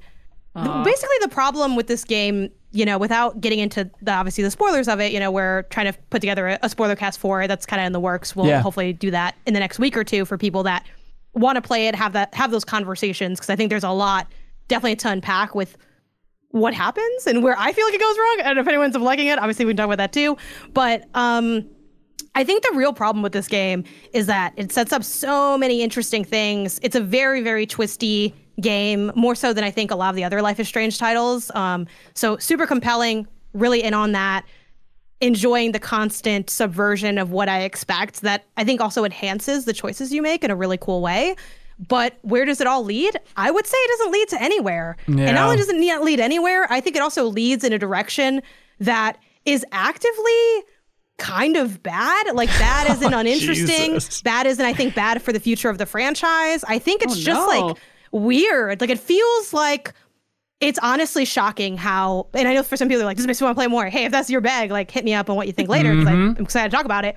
But it's like shocking how much it fumbles, and it almost feels like something had to have gone wrong. Like did you guys, this was what you guys like, you guys wrote this part out too, and we're like, let's go. Like it's baffling how rough it is. And I think that it's like production wise, no, it's just the narrative is bad. It's like, I don't even, it'd be like, what if you had a core couple of mysteries and then you decide to hyper focus on one specific plot point that you just introduced, and then you also don't really deliver on that one, and then at the end it kind of gives like, this is a too old of a reference, and I'm sorry I don't have a younger one for people that might be a bit younger, but in Simpsons, when they write off Poochie and they say Poochie has gone to another planet, Returned to his it own has planet, yeah. that same narrative energy. Okay, There is so, okay. there is so a big ball of nothing. There are also things that are genuinely, like, nonsensical in terms of how some power stuff works. Like,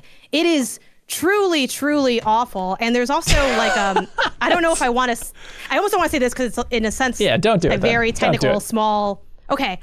The very end is even worse than the end that I thought was the end. Like, Okay. it is, like, they ended and I was like, wow, this is, like, really bad. And then they're like, by the way, here's another thing. And I was like, that's even worse than what I just had 10 seconds ago. I think the last thing I want to say on it, because again, this is very vague anyway, so I don't want to spend too much time just vaguely ragging on this game, but people have asked me, like, oh, well, is it worth it for, like, those first few episodes, whatever, or, like, kind of have sort of asked, like, why do I, like, rate it so harshly? Because I would put this in the camp of, like, a bad video game. And the reason is because it's one thing to be, like, middling narratively. A lot of those are kind of like, oh, you know, I wasn't that exciting, but, you know, whatever. They, like, kind of finished it and did all right? Think about a C. When you get a C in a class, it means you understood, like, the text or whatever. You did the assignment to understanding, but you weren't exceptional. That's what, like, C is. This, like, did not succeed at the assignment. The assignment was to tell an interesting, compelling story. You failed to do that, in my opinion. So that is why I put it in the camp of being a bad game, That even was though its the number one beginning was so mission. strong. Yeah. I know some people would feel differently about that. They'd feel, oh, well, if you take, like, a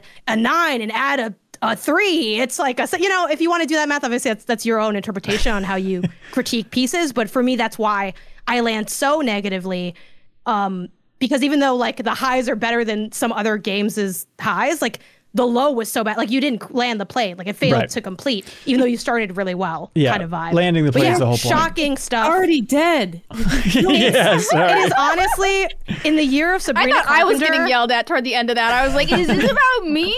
in the year of Sabrina Carpenter with the please, please, please don't prove him right, this game proved the haters absolutely right. Everyone who said, you should have done this, it's not going to be good. Like, it's not bad because it's Max again. It's just bad because it's bad. But, like, it is such an L that, like, whoa. this is such an L. Like, it's just so rough. So it was hard. I have a question. Started to heal, but yeah. Is there an element of, like, people aren't acting like humans? Because, like, sometimes with these, is that, like, part of the narrative frustrations you were feeling? Because sometimes I play games like this, like Supermassive also comes to mind, and, like, someone will talk or say something, not the cringiness, because everyone makes fun of how cringy Life is Strange sounds, but, like, I get it. That's hella is annoying when you hear it 10 times in a row, but, like, it's almost part of this now that I don't really care when people are cringy. I'm like, it's Life is Strange, haha.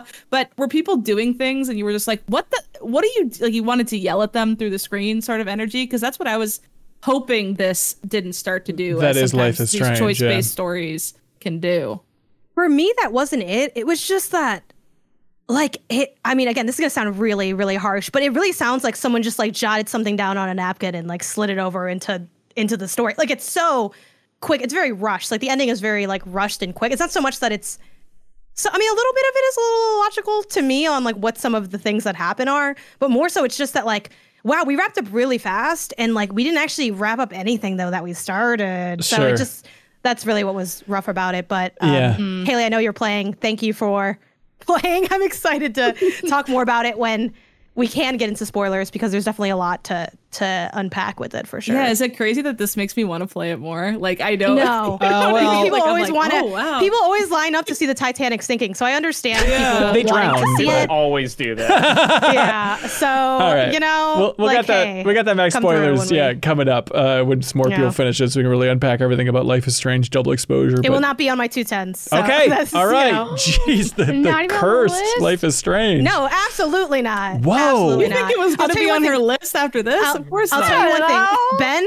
This made me think, you know, Final Fantasy Rebirth, I've been too harsh on you. This No raised kidding. that, in my opinion. It's literally like, this game was so rough, guys. Anyway, it's tough. What are you going to do? Maybe Hey, the next one will be better. On the complete opposite end of the spectrum, there's a game that, Sarah, we're talking about it in, like, a Monday meeting a little while ago about, like, things we've been playing, and you're like, yeah, I've been playing Infinity Nikki and I love it, but I don't really know if I want to talk about it on the podcast type of thing. It's like, what? It's a good game, right? Like, should we be excited about Infinity Nikki? I mean, I'm excited for Infinity Nikki. I don't know if everyone needs to be excited for Infinity Nikki. Okay. The Infinity Nikki is for, I feel like, the girlies. It's for the fashion. It's for, like, if you played, like, the fashion dress-up games in browsers. If you played, like, the Barbie browser games, the My Scene browser games. Like, what this an is era. for you. This is for you. What about us freaks out there who are like, okay, open world game design, you think I got it, and then they say, cozy open world fashion game. And I'm like, just as a fan of seeing what the whole medium can do, I'm curious like how they design an open world game when the core is fashion. Like, does it live up to that? It's interesting because, just to give more history, the Nikki games are originally mobile games. So the core of the game is a mobile fashion game where you collect and create different clothes, and then you do like, I don't know, like Pokemon battles with like other people in the game. And then if your outfit gets a higher number than their outfit, based on the criteria that the challenge was, you win, you can move on to the next round, right? That's a good hook. Just to give you like what Nikki is based off of, imagine my shock as like a Nikki fan when they open to this open world, gorgeous scenery. Like imagine my shock, right? So basically they took that and they moved it to the open world environment. They added sort of like additional layers to it with like collecting and crafting, and there's like an overarching story about the entire thing. Your abilities are linked to your outfits. Certain outfits will unlock certain abilities like flying, washing animals, which will collect you like fur so you can craft more outfits. I was an electrician in one of my outfits. I had to put on my electrician outfit and go bring electricity back to a city. This sounds like a better version of like Princess Peach Showtime. Open world Princess Peach Showtime. Don't throw the other girly game under the bus. Sorry, girl on girl crime. It's not my fault. That game was fun, I thought. Yeah. Well, there we go. Yeah. But anyways, I've been really enjoying it. The environments are beautiful. Like it's really a pretty gorgeous, gorgeous game. That's the outfits are beautiful. Like the fabric physics have my mind blown. Like I have not seen a skirt ruffle in the breeze in a video game ever. And really? like I cannot overstate just like how good this game looks. And they put like locations that you can take photos of. But this is like the first time I've actually wanted to sit and take a photo in a game. Like actually, I'm like, wait, this is actually really cute, and I have an outfit for this. It is shocking. So like you and Haley and Janet, there was a new show Plus where y'all streamed it, and that was the thing. Is just like looking at that for a bit. The first reaction was, oh my god, this looks so much better than I thought. Like I thought it was gonna be a little cheaper, but it just feels like one of those gigantic productions out of nowhere you didn't expect. We went into like a dungeon area that was in a library, and I was like, this looks like Dark Souls. Like genuinely, like this area looks like you could put it in a Dark Souls game, and I wouldn't be like, what? This looks weird. Can I say, Sarah, there's a clip on your Twitch, which is the first time that you open the dress up menu. And I've watched it so many times because you essentially dry heave. it's like you're so excited you almost throw up, and it's one of the funniest things I've ever seen. That's amazing. I know. Well, because I didn't know what I'd like to expect about this game, and then you open up the closet and you realize it's the same exact dress-up mechanics that I've played in all of my favorite dress-up games, and you're like, I can have it all? I can have it? This is for me? Like, I can really have it all? And I was shocked. Like, this game has me absolutely shocked and gobsmacked, and I always wondered, so it is a free-to-play game, and I always wondered, looking at, like, Genshin Impact, I was like, when are they gonna get me? Like, when will I be the next to fall? You know, like, it's gonna happen. You all know it's gonna happen, and this is where I'm falling. This game... Is this your gateway? This is my gateway. I'm gonna lose all my money. I will be a whale. Wow. So they don't... It's PC and PS5. They don't have a release date yet. Looks like mobile too. Okay, yeah. Really? It looks like people are theorizing it might come out in December. So we'll see exactly where Infinity Nikki lies. But like, how much have you played at this point, Sarah? Because you're in the closed beta? So I tried to play as much as possible, but I didn't want to play too much because they said that your stuff doesn't carry over. So I was like, eh. But I definitely put in like several hours into the game. Yeah. Which I will be doing again. But yeah, the story is wild. The story is crazy. Like I don't even know where to start explaining the plot to this game. But all Nikki games are like this. Okay, that's wild. Yeah, check out that new show Plus if you want to see more of Infinity Nikki. But I am still curious about this freaky thing. Yeah. It was my first time playing like a Nikki game. I previewed it at PAX, which was unreal because it was all PC. They didn't start you anywhere. You just jumped into someone else's game file and just started playing with no supervision, which was kind of insane. Oh boy. But also, there were so many people lined up to play. Like, you could really tell that. I know for a lot of people seeing Infinity Nikki and hearing about it maybe today is like their first time seeing it, but like it's been such a big thing that I think a lot of this kind of falls into like one of those categories where, you know, it's impossible for us to know everything, but I think especially in like the critic podcast scene, it's like a game that people just don't pay attention to in our circles, but is actually a very huge video game. Yeah, like I thought it was like very competent as like an open world game. I think my only dreams, I dream of a lock-on, which I feel like they maybe there is one apparently. Is there one? You have to hold the button for like a beat longer. That's gonna help a lot because that was definitely tough not being able to like strafe. I felt like I was like back in Jet 2, and there's which fighting had its in own this too, problems. by the way, like boss fights. Oh, weird. Yes. I didn't expect And that they're at kind all. They kind of have like a Kena Bridge of Spirits energy for aesthetic, not for the difficulty, because Kena was like stupid hard in a kind of good way sometimes, but also in a rough way. But it has that kind of like you fought like a golem in at least was it our stream And or you have like to do like you have to like dodge and jump and like hit the weak point kind of thing. Also, definitely a bit of a platformer as far as open world structure as well, which I enjoy because I like jumping. And I think the landing, it's because it's a glidey platformer, it's pretty easy to like get good consistent marks and like awareness of spacing. I think my only real wish then, if the lock-on is fixed, which I'm so excited to be able to not fix, but that it's in there, is that like I wish it was a little zippier for moving around. It definitely feels slow. Like it kind of feels like what I think of when I think of like a MOBA, where it's like you're kind of trudging along. I do wish like Nikki could zip a little bit more, but like Sarah said, like it has a lot of like life sim stuff that gets me really excited. Like the cleaning the animals to make outfits is adorable. It's like I love cute stuff in games. I like life sim stuff in games. The fishing like mini game is like super like solidly made for that. I haven't seen some of the other ones. Like I didn't do the power thing that Sarah was talking about, but I don't necessarily like my take from the preview and like the time that me and Sarah played. I'm not expecting this to be like a banger of a game or anything, but I think it could be good enough where for me, I like what the game is pitching forward.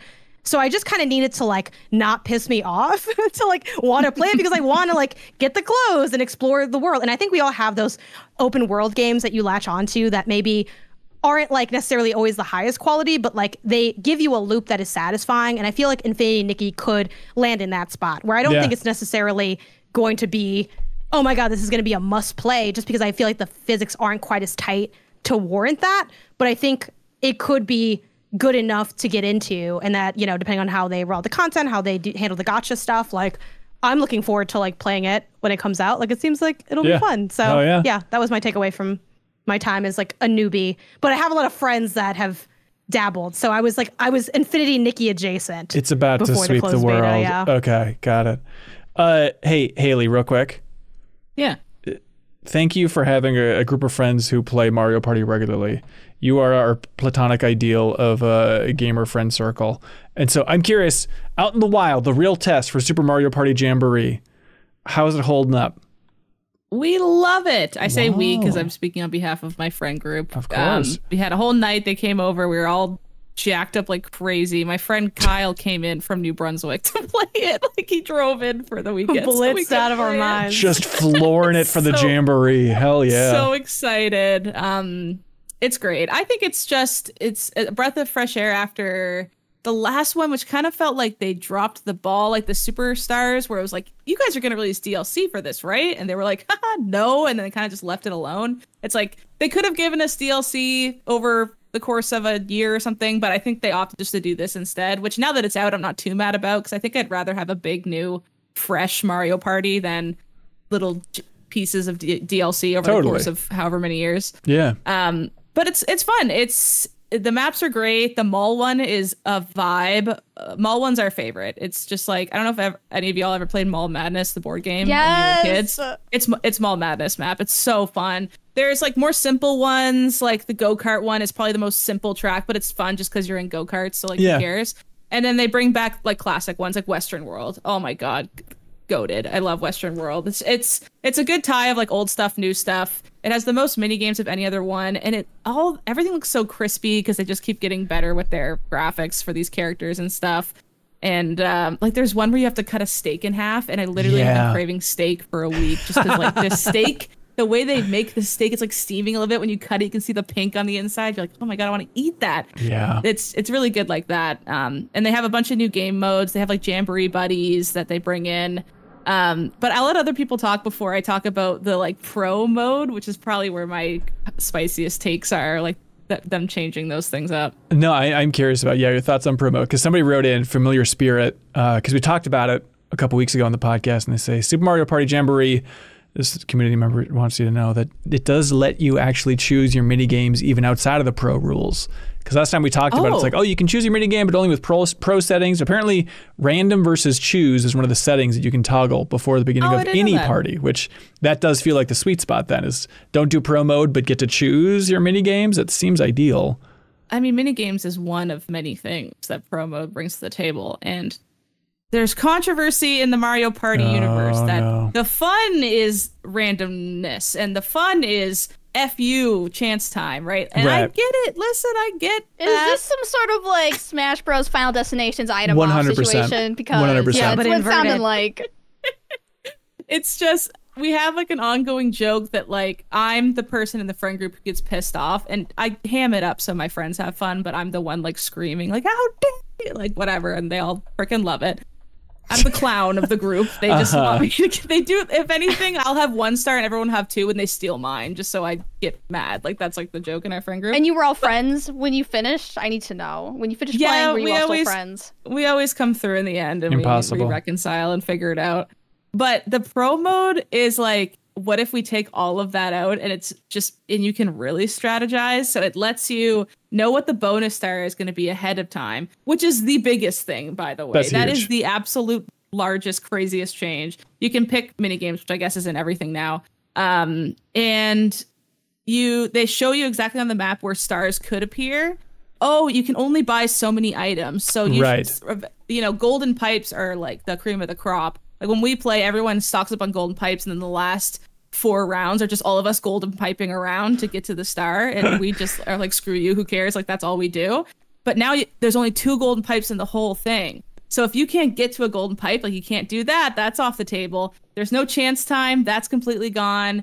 And you like, there's little changes too. Like if you land at Boo, it's guaranteed a 15 coin steal. Like they don't have to mash A to get it. Like you're getting 15 coins, so you can think ahead that way as well. And all those changes kind of accumulate to like, I really like the mode, and like, screw you, Mario Party purists. Like, I'm sorry, I like being able to think ahead and plan a bit and have fun with it. And it's really fun to like. So when my partner and I played one, just us two, and the thing was move the most spaces was the bonus star. So once it got to about 2/3 of the way through and we were kind of close, the strategy wasn't win mini games or get golden pipes because they were gone. It was, I need to move my ass around this board as fast as possible. I like which was that. a fun new angle to try to, like, my partner got stuck. We did at the Goomba level where the tide rises and lowers. And he got stuck on this one island that's just a circle. And if the tide's up, you can't move. And he was like, oh my God, I'm boned. I'm like, what do you mean? You're going to move so many spaces because every one of those is a good space where you can just get double dice every time. So he looked like a maniac double dice spinning on this one island. But then he got the bonus star. So it could have been a lost opportunity and you feel kind of like crappy at the end of your run, like, oh, I got stuck here and this isn't fun. But it turned into a strategic thing he could do and figure it out. And it was more opportunities like that.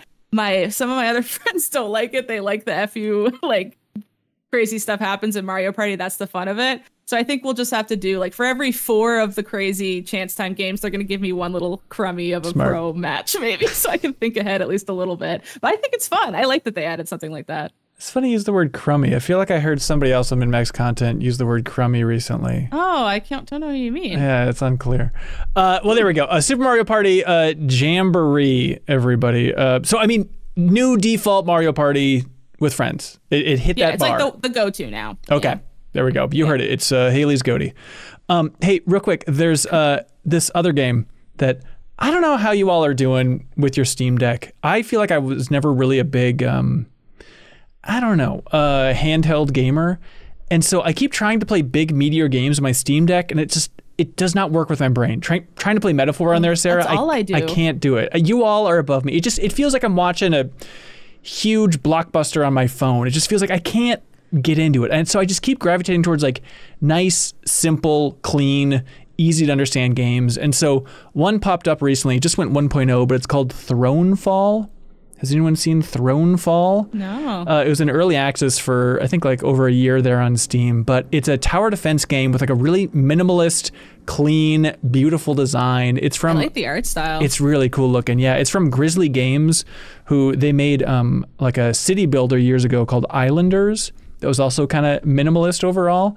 But it's one of those things of like, well, I should be playing other games on my Steam Deck, but I keep seeing Thronefall. So I gotta dive in and try it. It turns out the tower defense formula is so damn satisfying. And this is a really well-designed, really clean interface. Just perfect Steam Deck tower defense material where you're just building things up to such a ridiculous degree. It has a little bit of that Vampire Survivors energy of just there's eventually going to be so much chaos on the screen, and it's on like a day-night cycle. And so you're going out at night and the raids are coming. You're kind of triggering when that's happening and the whole raids are coming. But then during the day, you just get showered with coins. And like that's the part that just feels like cartoon satisfaction is just an avalanche of coins coming. It's like, well, you built up all your little farms, so that's getting you a coin each. And so it just builds up to with different perks that you have to unlock, different weapons and stuff like that. It's so damn satisfying. You've just a nice, clean, easy to understand tower defense game. And it's one of those that's just sitting at overwhelmingly positive on Steam. Like everyone who picks it up is just digging it if you are craving that genre at this point. It's like it's $13. A campaign with a story type of thing?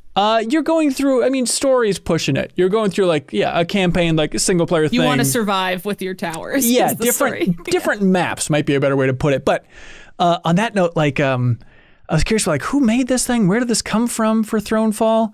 And then it's just my favorite discovery of the developer, Jonas Tyroler. Sorry for butchering your name. But they have an incredible YouTube channel where they've just been documenting the entire development of Thronefall. It is excellent, good behind the scenes stuff. They're putting in a lot of effort on this YouTube channel, and it's at over 200,000 subscribers. People have shown up for this YouTube channel for him walking through creating maps and just getting into the nitty gritty process, showing the entire development of Thronefall. So now I love it doubly so. But yeah, Thronefall, if you're looking for a sweet little tower defense game, everybody. But hey, you know what time it is? Chance time. It's what, Haley? From Mario Party. Oh, that's right. Big fan. Big fan alert. There it is, everybody. Sorry. That's right, Haley. It's Patreon. Patreon.com/MinnMax with 2 N's. Find the tier that is right for you. Help support independent games and media at a sustainable level for you. And that keeps things sustainable here. And we can keep on rocking in the free world over here. Which, by the way, it's that time of year, everybody. By that, I mean it's that time of month where it's Wall of Heroes. If you join at the $50 tier, you can put a promotional image, whichever image you like, within reason, rotating on every MinnMax video for only $50. So if you have an indie game, I'm honestly amazed more indie games don't do this. We have Mary Bear just on the rotation right now. They jumped in there. But if you have an indie game, a podcast, you have a passion project of any kind, we have someone who makes yarn inspired by the color design of different indie games. They're up there right now. Just whatever you want to promote, you can jump in there. A picture of a loved one, picture of a pet. So jump in there, $50 tier on Patreon, just for 1 month, give it a whirl. And so we crunch the numbers. NerdyKnitsYarn.com. That's it, Nerdy Knits Yarn. But $50 for literally over 1 million impressions because it rotates on every video. And so throughout the course of 1 month, it's over a million impressions for only $50. You will not find better advertising opportunities in the world. Even Black Ops 6 Lindahl thing on a billboard. You can't top it. So jump in there. We appreciate it. And thank you to some of our bigger supporters. I'm talking about folks, of course, like I'm8bit, who's been with us for oh so long. And they want you to know that in their wonderful online store, you can get the vinyl soundtrack to Cuphead, yes, at iMateBit's wonderful online store, but specifically the vinyl soundtrack to the Cuphead show. The Netflix show. You can get that sweet vinyl soundtrack thanks to iMateBit. It includes one of 3 collectible postcards. It has album art by the show creator, original songs by all those folks. It looks awesome. It sounds awesome. It's the Cuphead show, everybody. So you can check out that vinyl soundtrack. Help celebrate Cuphead yet again. Or you can check out everything in iMateBit's wonderful online store, and you can use the promo code PashingSmumpkins for 10% everything off of $100. Check it out. And you should help support iMateBit to keep them around because they support the MinnMax community in a big bad way. Every single week, they ship out a prize to whoever has the best question submitted over on Patreon. If you support us at any tier on Patreon, even that $2 tier, you can submit a question. We choose our favorite every week. That person wins a good physical prize. This week from iMateBit, it is The Artful Escape on PS5, the physical version of The Artful Escape, which has little guitar picks and stuff in it. It's very cool because iMateBit does not half-ass nothing. All right, you ready for community questions? Yeah. Yeah. Is that a yeah, Sarah? Yeah. Wahoo! Here we go, everybody. Community questions. Dougie Hockey, of course, says, hey, what's the best DLC / expansion of the past 5 years? Is it the Alan Wake 2 DLC? I think so. It's Erd Tree. Come on. Sarah, this is where say Echoes of the Eye. It's Echoes of the Eye. Okay. Of course, Sarah's going to say Echoes of the Eye. Yep, that makes sense. And I don't have Outer a pick, Wilds. so I will just say it's what Sarah said. Just because. Sarah, I was thinking I'll be about... honest, I couldn't play Echoes of the Eye. I was too dumb. I was like, they're like, now take all your learnings. I'm like, I didn't learn anything. I can't figure this out. I was thinking about Echoes of the Eye the other day. I watched the video that was talking about it. Remember that stealth horror section? I don't know about that part. I mean, I think Outer Wilds is one of the greatest games ever made, but that part where you gotta sneak around in the dark was tough. Stealth is always a mistake unless you're a stealth sprinting. game. Yeah. So this person, Dougie, they say that they would argue it's Outer Wilds, Echoes of the Eye. Although, Yes. also, Just finally justice after all these years. there's justice everywhere you look. Dougie Hockey is jumping in as well, suggesting God of War Depends on who's looking. That's right. God of War Ragnarok Valhalla is also a contender. Jacob, would you concur? That was the roguelike, Look, right? Yeah. These are fun. Elden Ring Shadow of the Erd Tree is going to be on my top 10 games of the year, which Echoes of the Eye totally, but it's like these are in a different class than like a cool roguelike added after the game comes out. Like Hitman? Oh, okay. Well, look. I'll always remember the thing where Leo said, like, I like this game more than you will like your favorite game or something. Like, and I was like, I believe you. Like, I genuinely think he's right. I was waiting for him to blink or crack, but yeah, if you don't watch the video version, he didn't even blink that entire debate talking about Hitman Freelancer, so who can say? Bob Buell writes in, interesting question from Babby, saying, can you name a game that everyone on the show's panel today has finished? What is a game that obviously we've all finished? I got it too. Portal. Has anybody not finished Portal here? Okay. Hey. I mean, it looks like a newer game, though. I feel like going for the oldest game was kind of easy. The first game, yeah. Okay, what's the newest game you think we've all finished, Sarah? I'm just thinking, like, within the last, 5 years. Breath of the Wild? This is not 5 years. Oh, yeah, I guess Breath of the Wild. Alan Wake 2? Did everyone finish? Yeah. Tears of the Kingdom, obviously. Yeah. No. I know, I'm just trying to stick it to. Yeah. Bravely Default 2. Speaking of best DLC. Zing! Anyways. But no, Alan Wake 2, right? Yeah, I think we all beat Alan Yeah, Wake 2. I remember Janet. Yeah, you got back to it. Yeah. All right, there we go. Yeah, this is easy. This is easy. I was trying to think. Yeah, Baldur's Gate 3? Yeah. Everyone. Baldur's Gate 3? Yeah, Baldur's Gate 3. Absolutely. In my mind, yeah. In my mind, Elden Ring, my soul, Ben? yes. Yeah, of course. Elden Ring. Not the Erd Ring. The bend and beat Elden Ring slander is like my favorite bit that we stings. have. The sweat from my palms as I beat that last boss, and no one appreciates it. I was thinking too, What Remains of Edith Finch? I bet we've all finished, right? Mm-hmm. Yep. Okay, there we go. Bob, this is easy. Get a couple. Easy. Yeah, come on, Bob. Challenge us next time. They say also, Bob says, can you name a game that everyone on the show has never played? I like that one as well. That's easy too. My Troll and I.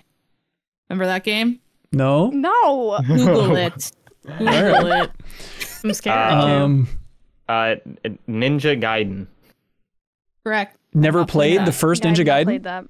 Oh, it was never played. Well, no, I've never played it. Okay. What about like Planescape Torment? Any of us played that? That's the correct answer. Planescape Torment. Hell What of a about name. Farmer Simulator 11? Yeah, or like Forklift No. Simulator. Sarah's nodding. Two. She beat that one. It doesn't count. I think you only beat 21. Farming Simulator. You've 21. played those? Only 21. Is it good? It's fun to drive around on your little tractor. All That the seems simulator good. games Sow hit your if you just give them a seeds and then chance, harvest honestly. your Yeah. seeds. Yeah. Yeah. Have none of us played Goat Simulator? I No, have. I beat started Goat it. Simulator. Oh, as embarrassing interesting. as that is to admit. I enjoy them. Hey, I have to go out on a limb and say something nice about Roblox recently, where I was driving my nephew to don't. school. I need to use this power for good. But he got into Roblox. I'm like, oh, what are you playing at Roblox these days? And he's like, well, I'm really into these games that are like simulator games. I was like, oh, Simulator. like that's interesting. If like Roblox is your gateway to the entire sim genre, like I think that's kind of cool. Now I can blow his mind and be like, hey, here's Jurassic World Evolution. You'll like a little park builder because now you're in the systems, baby. This is a whole new Now frontier. they'll Did be you say like, what it's not simulator? Roblox. Yeah. Yeah. Oh, single player? Ew. Yucky, yucky, yucky. Yuck. Pork Bun Powered says it's almost the end of spooky season. Yeah, we're all gonna rip off our costumes at the end of this episode. What was the scariest book/film/game that you experienced for the first time on this spooky month? I watched Scream for the first time this month. Did you scream? Great movie. No, I didn't scream, but it was good. It was Yeah. really good. I liked it a Scream lot. is really campy. And I didn't know anything about it at all. Like when the opening of that movie happens and I turn to my partner and I'm like, so what's the rest of the movie about? Because the opening feels so like a whole movie in some ways. Yeah. So yeah, I didn't know anything about it. And it was so cool, like not knowing anything. Janet, Being I gotta into, say like, Young Matthew Lillard, though. Oh, There's fantastic. Wow. There is a part in Scream that I think about all the time, which is I'm trying to think of how I can say this to not spoil Scream, but it's at the end when there are some bad guys and they realize their plan is going wrong, kind of, and they like start getting freaked out, not because they like did something bad, but just because they like screwed up what they're doing, and it's like the panic in their voice very at real. that. I really like, I think about Matthew Lillard in that scene all the time. Interesting. I just finished reading this morning Stephen King's Gerald's Game. Yes. Which is actually the first I heard of it was years ago, Leo talking about it. I think he was maybe talking about the movie, but talking about like one of his scariest scenes. But there is a degloving scene in that book that I literally had to like take breaks from. Like I was like Okay. reading it and I needed to like set it down and go walk around the house and come back because it was too intense for me. Yeah, my experience with that book is the way all good horror books should be explained, which is on the XCOM cover story trip, talking to that game's producer as we're going out for dinner, and Garth, who's now at Blizzard, but he was just telling me the plot of Gerald's Game. Like, that's the most effed up thing. Like, I still like think about his description of the plot of that book. Like, all right, well, I can never handle reading that. That's so scary for me. I just heard about on this other podcast, somebody was talking about that there is this author who wrote a book called Joyland, and then Stephen King wrote a book called Joyland, and people still accidentally buy her book instead of Stephen Oh my King's, God. but so Isn't many that like people a do that problem? that she's made like a lot of money. So she Oh, started no. a blog that's just called like What I'm Doing with Stephen King's Money, and it's just like all of the things that she's bought based on people hilarious. accidentally buying the wrong Joyland. Anybody else absorbing any spooky stuff this season? Silent Not Hill like- 2, probably. Oh yeah, It's yeah. not It's that scary. spooky though. Whoa. I think it's because we have each other, though. Like, if I The was by scariest myself, thing is how many locked doors and legs. keys I have to find. leg ladies have gotten us the gazebo, Sarah. Yeah, the jump scares got me jumping. Okay, All the right, horror there you that go. I'm gonna have to spend another like 5 hours looking for keys and unlocking doors is the true horror. The keys were Jacob's scariest bit of idea, I all. heard. As a consultant. Leo's Immersion writes in and they say, boo, MinnMax crew. Then parentheses, like a scary boo, not like boo, you suck. Thank you, Leo's Immersion. Okay, here we go. We're all going to do it. We're all going to close our eyes. Picture a scary stairway. Are we all picturing it? Mm-hmm. I can't do this, but yeah. Oh, that's right. Haley can't envision things. Okay, we'll see if you can stick with us. It's a whole saga. We can't get derailed right now. There's a bonus pod all about it, I think. Okay, scary stairway. We got it in our heads. Is it going up or down? Up. Down. Down. Up. But down makes more sense. It's just when I picture stairs, I picture them going up. All stairs. I think maybe it's like a Midwestern thing of like basements are more common here and basements are obviously scarier than upstairs. Yeah. Okay. I think an attic can be scary though. Attic's Is there scary. some kind of psychological, like if you said up, you're a glass half full person. If you said down, you're half empty. I think that's the way it works. Maybe. Exactly. Yeah. I did think of, remember that Cream of the Steam, Sarah, with you and Anna, where it's like the freaky grandma coming down the stairs? Remember that? I was thinking about that. I'm like, maybe that's the scariest stairway going up I've ever seen, I think. Speaking of Sarah, Luca Alberti writes and says, hello, question. They don't say hello, question. They say, hello, everyone. Question for Sarah. I wouldn't have been like, hi. Like, I wouldn't have noticed if you hadn't said that. With the announcement of Xenoblade Chronicles X finally coming to the Nintendo Switch. Okay, we need to pause right here. Nintendo, what are you doing? This is like the feel-good finale of a Nintendo Direct that the final Xenoblade game that wasn't on Switch is now coming to the Switch, the big sci-fi Xenoblade game, and they just tweeted it out. Like, does that mean there's not going to be any more on Directs? a Tuesday, too. Right. Like, what the not hell? even like a good day to tweet, I would say. What is that? Maybe it's just the next Direct is going to be Switch 2, and that's just it. It's really an odd choice. Anyways, the point is, with that announcement, is there something, Sarah, that you would like to see addressed in Xenoblade Chronicles X Definitive Edition, be it gameplay or writing-wise? Feel free to share stories back from when you worked on Xenoblade Chronicles X. Yeah, Xenoblade Chronicles X was the first game I ever worked on. So, like, watching it, like, resurrect itself from the dead on a random Tuesday was super weird to see. I didn't really do, like, I played the game a little bit. Mostly I just did like the line breaks in the game. So I went through like Nintendo's like localization software and I made sure like the sentences didn't cut off awkwardly, and I just put a bunch of like line breaks by hand with love. So at one point I had read like almost the entire story, and I'll be honest, there's not a lot. It's like, you know, I forgot most of it, but I don't remember most of it, but when you work in localization, you basically read the entire plot and then never see the game sometimes. At what point did you get to hear that game's killer soundtrack? Now we're stuck on a whole different planet. I don't think I ever did. Like, I don't think I ever Did you ever play it when it came out? No. I didn't. I read. Oh, sorry. You made Oh, sorry. She's muting herself because Mad is Boggers what is she said. freaking out. Yeah. Okay. Poggers is like, have you ever read a game by hand?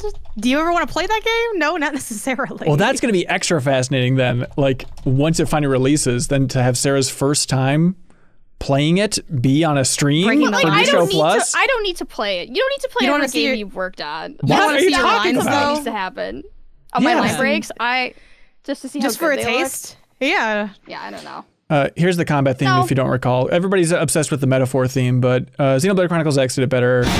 In a distant land, we're stuck on a whole different planet. No peace looking at the sky, trouble's always all around, so we stay quick with the guns and cannons. Standing as long as This we can screams get mechs fighting in an open field. It's awesome for every It's giving fight. Sonic to me.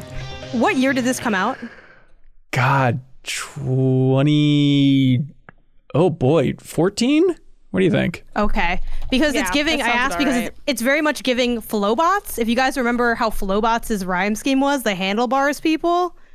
So I was like, is this an 05 like kind of Ooh, cut? But okay. no, okay. It's 2015 apparently, Yeah. but heavily inspired by that probably. Ooh.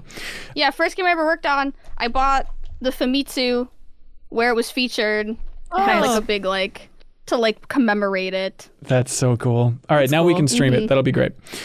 Line breaks, check them out, everybody. Enjoy them, and thanks Sarah on But Twitter. what if I played it? I'm like, it was bad. I No, don't want to know. impossible. Impossible. I want it Did to they live. put a in- line break there? Oh no! Yeah. What if people start criticizing my line breaks? That's gonna be tough. Don Walton Jr. says, "Hey MinnMax, in the days of physical gaming magazines, which columns did you flip to first?" I actually really liked the, funnily enough, the questions that people would write in. I'm with, totally like with the you. reader Yep. stuff. Yep. Me too.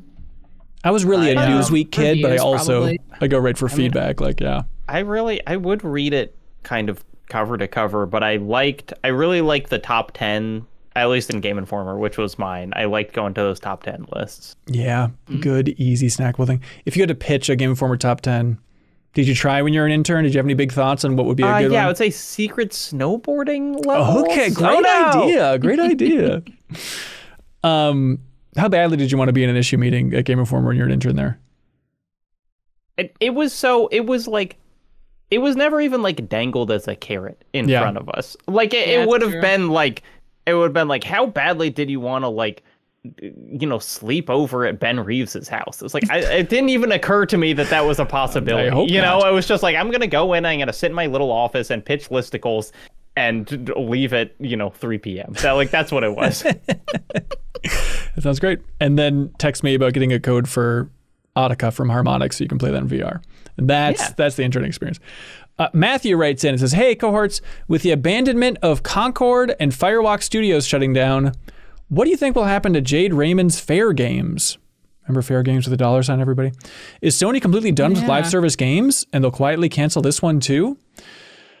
I cannot imagine. Pressure's on if you're on that marketing team or on the Sony team, like, oh God, if they get 2 whiffs in a row, and not even whiffs, but like colossal, gigantic, historic video game whiffs, and Fair Games doesn't hit either, that is going to be an alarming They just state. had Helldivers. Like, that was good. True. We just forget about that and we only think about the Concord thing. That's true. I think, they connect this more for the, and these are first party, whereas Helldivers is kind of that second party collaboration. So it's night and day, How Haley. many baskets? We gotta say this one that's released on a Thursday on a full moon. Oh, okay, I think first party versus not is a pretty big chasm, but I hear you. I'm just sad about Concord. I still attest that game was good. Everyone's just crazy. Yeah. It is frustrating to see that it's like, oh, the developers did a pretty solid job. And it's like, somebody wrote into for community questions just being like, so the entire studio was shut down. Everybody who did a pretty good job with that game lost their job. And then everybody at Sony whose job was to greenlight and market that game, they all get to keep their jobs. Like, this seems odd. It's you gotta hope that someone up top got let go that's just not press worthy enough or something. It's a weird thing to hope for that, but it just feels bizarre. I think back to when Phil Spencer on that Kind of Funny podcast was talking about Arcane. His apology tour? His big apology tour. Yeah, I'm talking about. Lied about Redfall. That's exactly when he specifically said, like, hey, ultimately the buck stops with me for Redfall's failure. And it's like, but then I'll keep my job and shut down the entire studio instead. It's also, like, I have a bonus this year. You can just say things. You can just like go and say things and no one can hold you to any consequence. I gave him a bonus for doing that interview. Well. Like he probably got 100K. You did such a good job out there. Wild news that, they shut down Concord. Now, Janet, you did send me a certain message on Slack. I did indeed, yes. And I didn't respond because I said, we'll save it for the podcast. In my head, you reminded me of something. The floor is yours, Janet. Yeah, I said that we were talking about, what we thought would happen to Concord, and I said I don't think the game ever comes back. And Ben said, no, that's like crazy. It's definitely going to come back. I'll bet you $20. And he wanted it to be a 5-year wait, which I was like, that's kind of a long time, but like, I guess. So... Ben, you have my information, I believe. So I mean, at this point, studio shut down, bet over, you won it. And Jenna, I got your crisp $20 bill right here. All right. I'm good for this money. This is real money. I will send this to you. Ew, you put that in your mouth? This is my costume Halloween now characters. I'm going to flip it on eBay for the freaks who want Ben we need a new mouthwashing. It's the worst Halloween costume of all time. The guy who puts money in his mouth. This is the classic. Pennies. I said I'd give you $20. I didn't say I wouldn't, sepsis. Lick it before I handed it to you. But okay, the point is, Miss Andrew Jackson, if I can call you that repeatedly and loudly, I went back and watched that clip. Now, ladies and gentlemen of the jury, I said, Janet. I had a feeling you'd try to worm out of it because I never officially said yes. It seems like if you say $20 this happens and the person doesn't say, yes, I'll take that bet or deal, I feel like it's a little bit of an asterisk there. The core is going to be like deal, bet on, officially engaged. I can't just say it and then you say, well, how would we ever know? And then the conversation moves on. I'm giving you your money. I'm just saying asterisk on that bet, right? Sure. How are you sending it? Are you gonna mail it? Like, what's the? Why you have it physically? I'm gonna spit it out of my mouth so hard it'll go all the way to California. He'll eat it and then throw it up when he sees you next. Jury people, do you not think there's a little? You gotta agree to the bet. Maybe if you had lost the bet, like she won, like you lost that. You know what I mean? Like you were so eager. I think, okay, do you want to hear the real? Yeah, I think probably someone should say bet or whatever. Thank you, Miss Lawyer. Yes. But you are the one bringing it up all the time and talking about it. So I think you need to give her her my You already brought her money. Like, also, I also never said no. It's kind of this, like, I don't know, we don't close every loop we open on the show. You know, definitely, it's something I will keep in mind going forward, but I think we all know that you just want to wiggle out of the bed. I'll bet all of you $6,000 the sun doesn't explode tomorrow. Well, we got to move on. No one can take that bet. will not take that. No, thank you. So No. You could say Janet asking how are we going to figure it out is just trying to define the terms of the deal. But you need some digital handshaking maneuver happening for all bets is my point. But Janet, the money's coming your way. Okay, thank you. Let's see. That would be a great segue into a sports betting sponsorship if we had all sold our souls. if I didn't say no to one every week. Tom writes in and says, hey, I'm glad everybody's on the podcast together. This one is mainly for y'all. Which games have the best or unexpectedly deep fashion gameplay? And which features are important for a good implementation of fashion gameplay? Strangely, says Tom, I think I had the most fun with Sunset Overdrive's fashion. It had a great mix of very contrasting styles to mix and match, but still fit with the goofy punk aesthetic. I like Red Dead's outfits. I like dressing Arthur in a bunch of different outfits. Interesting. I hated how he would get dirty, though. So it's like, I never wanted to get him dirty. That's why I couldn't play the game. I know I could mod it to make it so that he doesn't get dirty, but I was scared. Did you ever get the Miss Grimshaw cutscene? If you come to camp really dirty, she like slaps you in the face and makes you have a bath. It's so cute. He's like, cool. He like laughs very like, what the hell? And she's like, get in the tub. And he's like, okay, fine. It's very sweet. Dark Souls 3 has like a weirdly good dress up because the armor, kind of the only important armor stat is like you are wearing armor, but the different ones aren't that different in terms of like playability, and they just have like a million great costumes and outfits. Elden Ring too, but Dark Souls 3 is the one I think of for whatever reason. Yeah, smart. FromSoft in general is such a dress up game. I mean, I would pop into Sarah's streams and I was like, oh my god, who is this beautiful runway model? I had to work. I like the thing about Elden Ring though is like everything does have stats. So like you'd see everyone else running around in like Radahn's armor, and I'm in like the prettiest little princess outfit, and I'm like, okay, this is how I handicap myself in this game. It's like I'm gonna look good and I'm gonna die looking good. Okay, let's get dorky. Aging Poorly. I think this is a fun game. Say, let's play percent chance. I'll say something video game related that may happen in the future, and each cohort says the percent chance that this comes true. GTA 6 is the Game Awards GOTY the year it releases. What percent chance that Jeff Keighley's Game Awards give it to GTA 6 the year it comes out? Probably next year, but who knows? 98%. 87%. 80. 65%. I just don't know what would knock it down.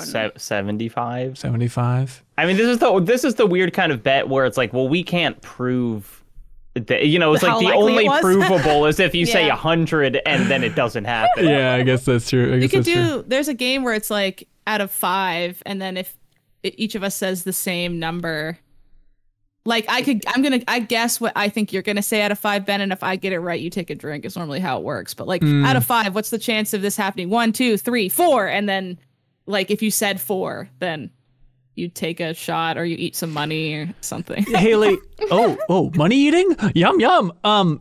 Haley, I'm not judging. How many drinking games do you have in your rotation? How many do you think are like contenders if you're hanging out with friends? Like we could do this. So many. I remember I wrote an article game for of the year Twinfinite of just like every drinking game we made it. We have one for Wii Party. We have one for Wii Party U. We go back to the Wii U games. And do they differentiate a lot, or are they pretty similar? No, well, there's some of them that are a bit more specific. Like we do Mario Kart, which is the classic, but like we have our own rules for that are a little bit different than other people's rules sometimes. We do, obviously Mario Party is a great drinking game. We have Overwatch drinking games. We do that and we just watch someone play Overwatch and do a drinking game over. We did a drinking game out of Until Dawn recently. That was fun. We literally anything. So it's like at least if we're just hanging out, like we have a reason to drink, I guess. Is that bad? Are we all alcoholics? I don't know. No. But like It'll all be Until great. Dawn one was fun because my sister's notoriously horrible at QuickTime events, and she wanted to bump it down to like easy while she was going. We're like, no.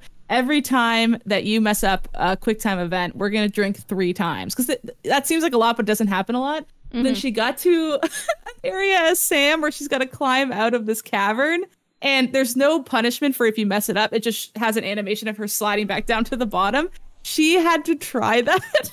I'm not joking. I think 25 to 30 times. Well, she's too drunk. It up. And we were just waterfalling while she was doing it. Oh And my we each drank like 3 beers. And we were... The hardest I've laughed in a couple of years was just watching her, because she was also like trying to focus while we were scream laughing, and she would just be like, oh, and then Sam goes, oh.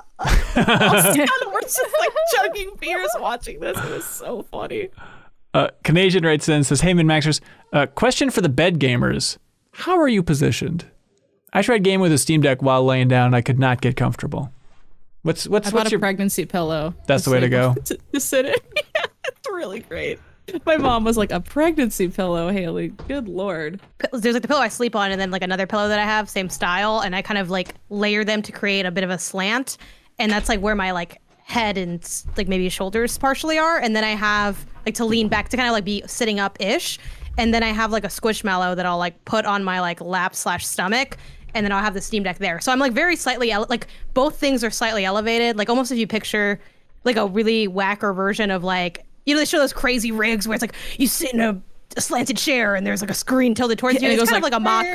Yeah, you can like move around. It's like a mock version of that. That way, like my big goal is that I don't have to hold the Steam Deck because it's too heavy. And then also, and that's always true, even if I'm playing like sitting up. And that I also don't have to like tilt my neck very much to like be able to see the screen. That's like, so I'm kind of meeting in the middle. That's the dream. To do that. Hell I yeah. saw a girl on TikTok that had these glasses that are AR want those glasses. glasses. Yeah. And you can have the Steam Deck on just on your lap, not even facing you, and you can just look up, and the glasses make it look like you're looking at a movie theater screen. They have like a mirror in them. Oh no, is that like the VR one? Like It's like AR. The screen one. Yeah, it's like Yeah. AR. It's a screen attached to your head. See, I just want the ones that have the mirrors in it, so you can lay down flat and you'll be like that people directly use- down. People use those for like knitting and stuff. Oh, Yeah. weird.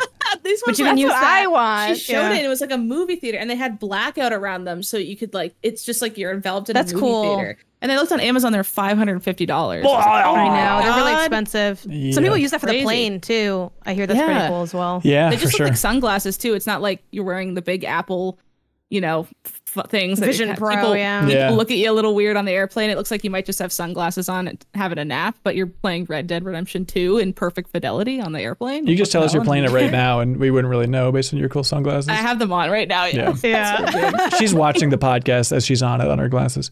Nick DeVries writes in and says, not so much a question, but my goal for the past 2 years was to run a marathon. I started following MinnMax this year, so I didn't put the Better Quest label on this until recently, but it still counts though. Last week I did it. I ran a marathon. I killed time on my long runs by catching up on all the previous MinnMax Game of the Year content, which was amazing. Nothing like dying at mile 19 of a run while hearing Leo wax poetically about Hitman 3.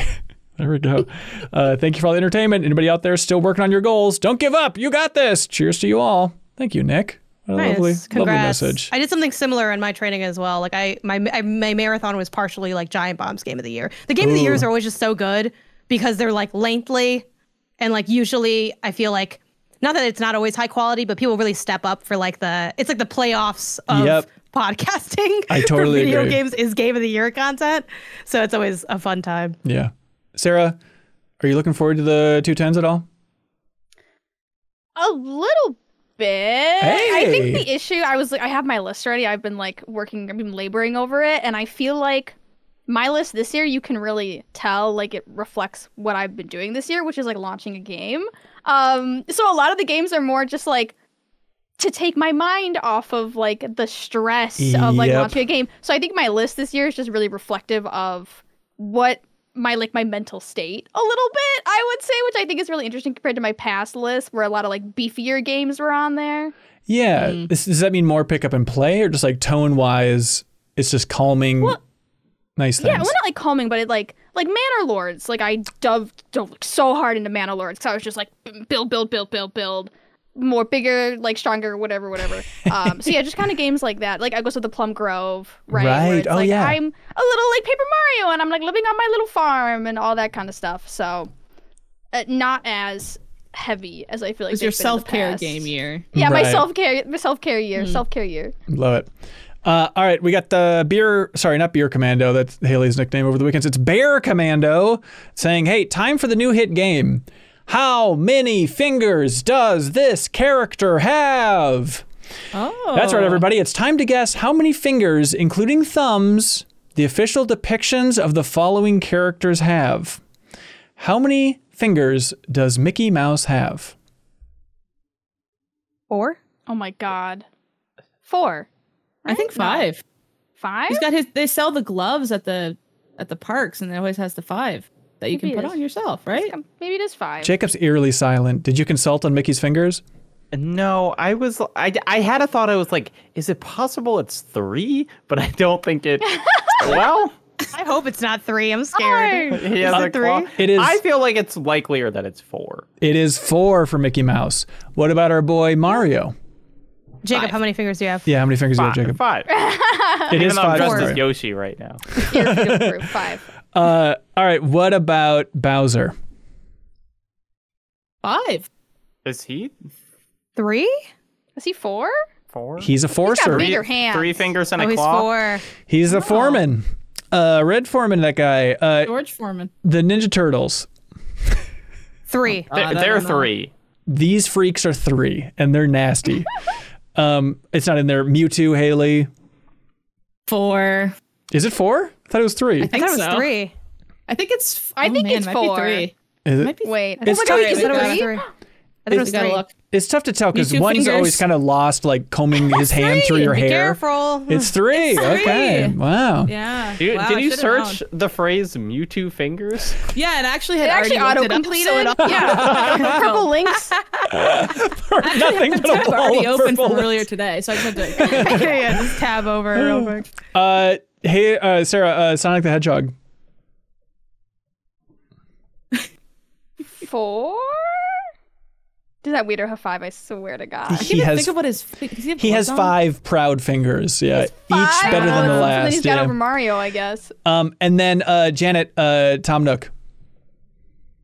That's it. How many fingers? Yeah. 0? Correct. The trick question. Way to go, 2. Janet. Little over. Let's see, Tom Nook. I'm like, I feel like when I look at him, he's like looking at me like this, you know? Right, like, he's shaking his screaming. little fist at Smart, me. Yeah. smart. All right, there we go. What do y'all like for question of the week? I like that one was really good. It was really good. That I was like fun. the horror content this week, or sorry, this month. But yeah, finger trivia is pretty damn unique. I did like Spooky Stairway. I thought that was an interesting psychological experiment. Yeah, it was but I fun. guess I think fingers game. All right, congratulations to Fingers Everywhere. You all won. And everybody listening and watching, put one of your fingers in the sky and give this person a thumbs up for their fingers. You have to say which one. Yeah. Oh, the big one upstairs. Bear Commando, congratulations. You just won Artful Escape, thanks to I'm 8-Bit. Now it's time for something that we prefer to call Get a Load of This.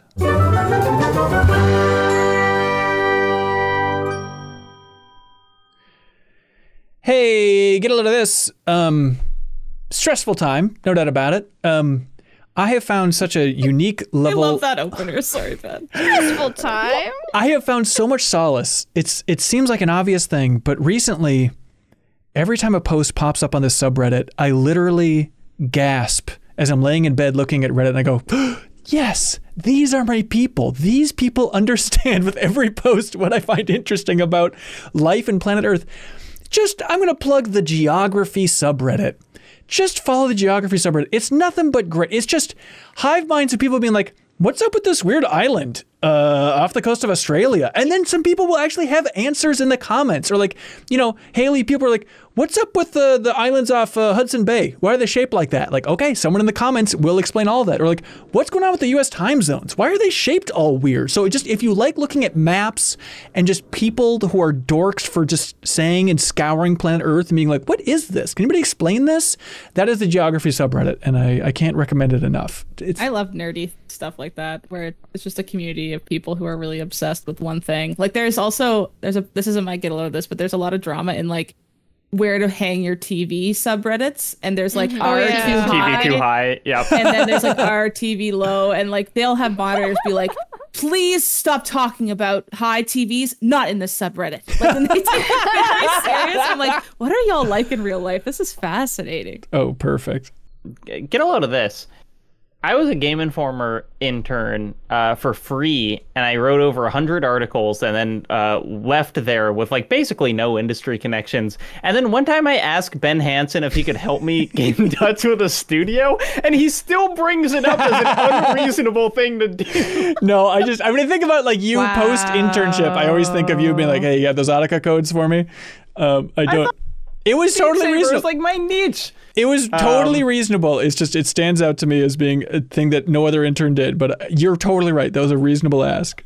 Get a load of this. There's a Reddit thing where it was on Oddly Satisfying, and it was 2 border collies with a herd of ducks. And it was black and white ducks. Yeah. And the 2 border collies sorted them by color, which is a thing that I couldn't do. Like I was like, not only is this dog smarter than dogs, like I have no idea how I would get a group of ducks to separate into 2 different specific groups of ducks, but they did it. And they didn't even get that close to the ducks. They were always within 5 feet they're like of the far ducks. away.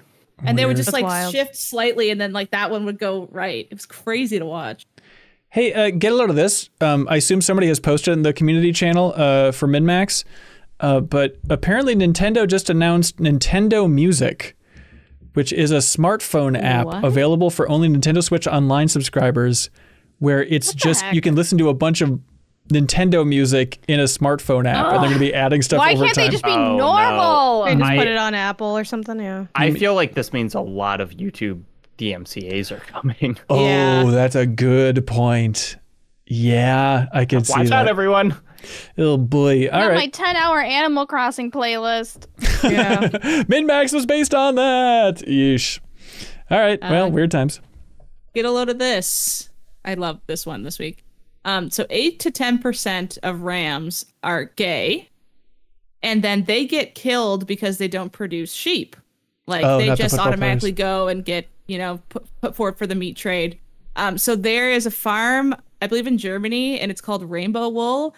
And all they have is gay rams, and they just save them and they bring them there, and then they shear them and they sell the products under Rainbow Wool, and they have all these queer like kind of rep stuff, and it's only gay sheep wool that's made to make all these products. This is so and then like specific. most of the money goes towards like LGBT stuff in the EU around there. Queer fit, final boss, like that's really cool. Literally. So like all the little gay sheep, and they have like they all live outside and they're really happy, and they all just live their little gay lives, and they would have been killed otherwise. And like I've seen even like vegan companies have been like, we would use this wool.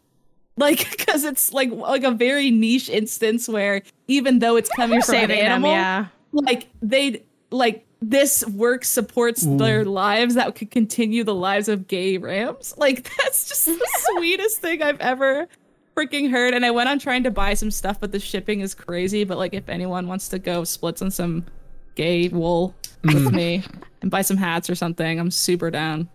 Smart. Rainbow wool. Links below for all this funky stuff. I love the idea of people going up to each other and be like, "Oh, are you wearing real wool?" And they're like, "Yeah, but it was gay." So this is my gay scarf.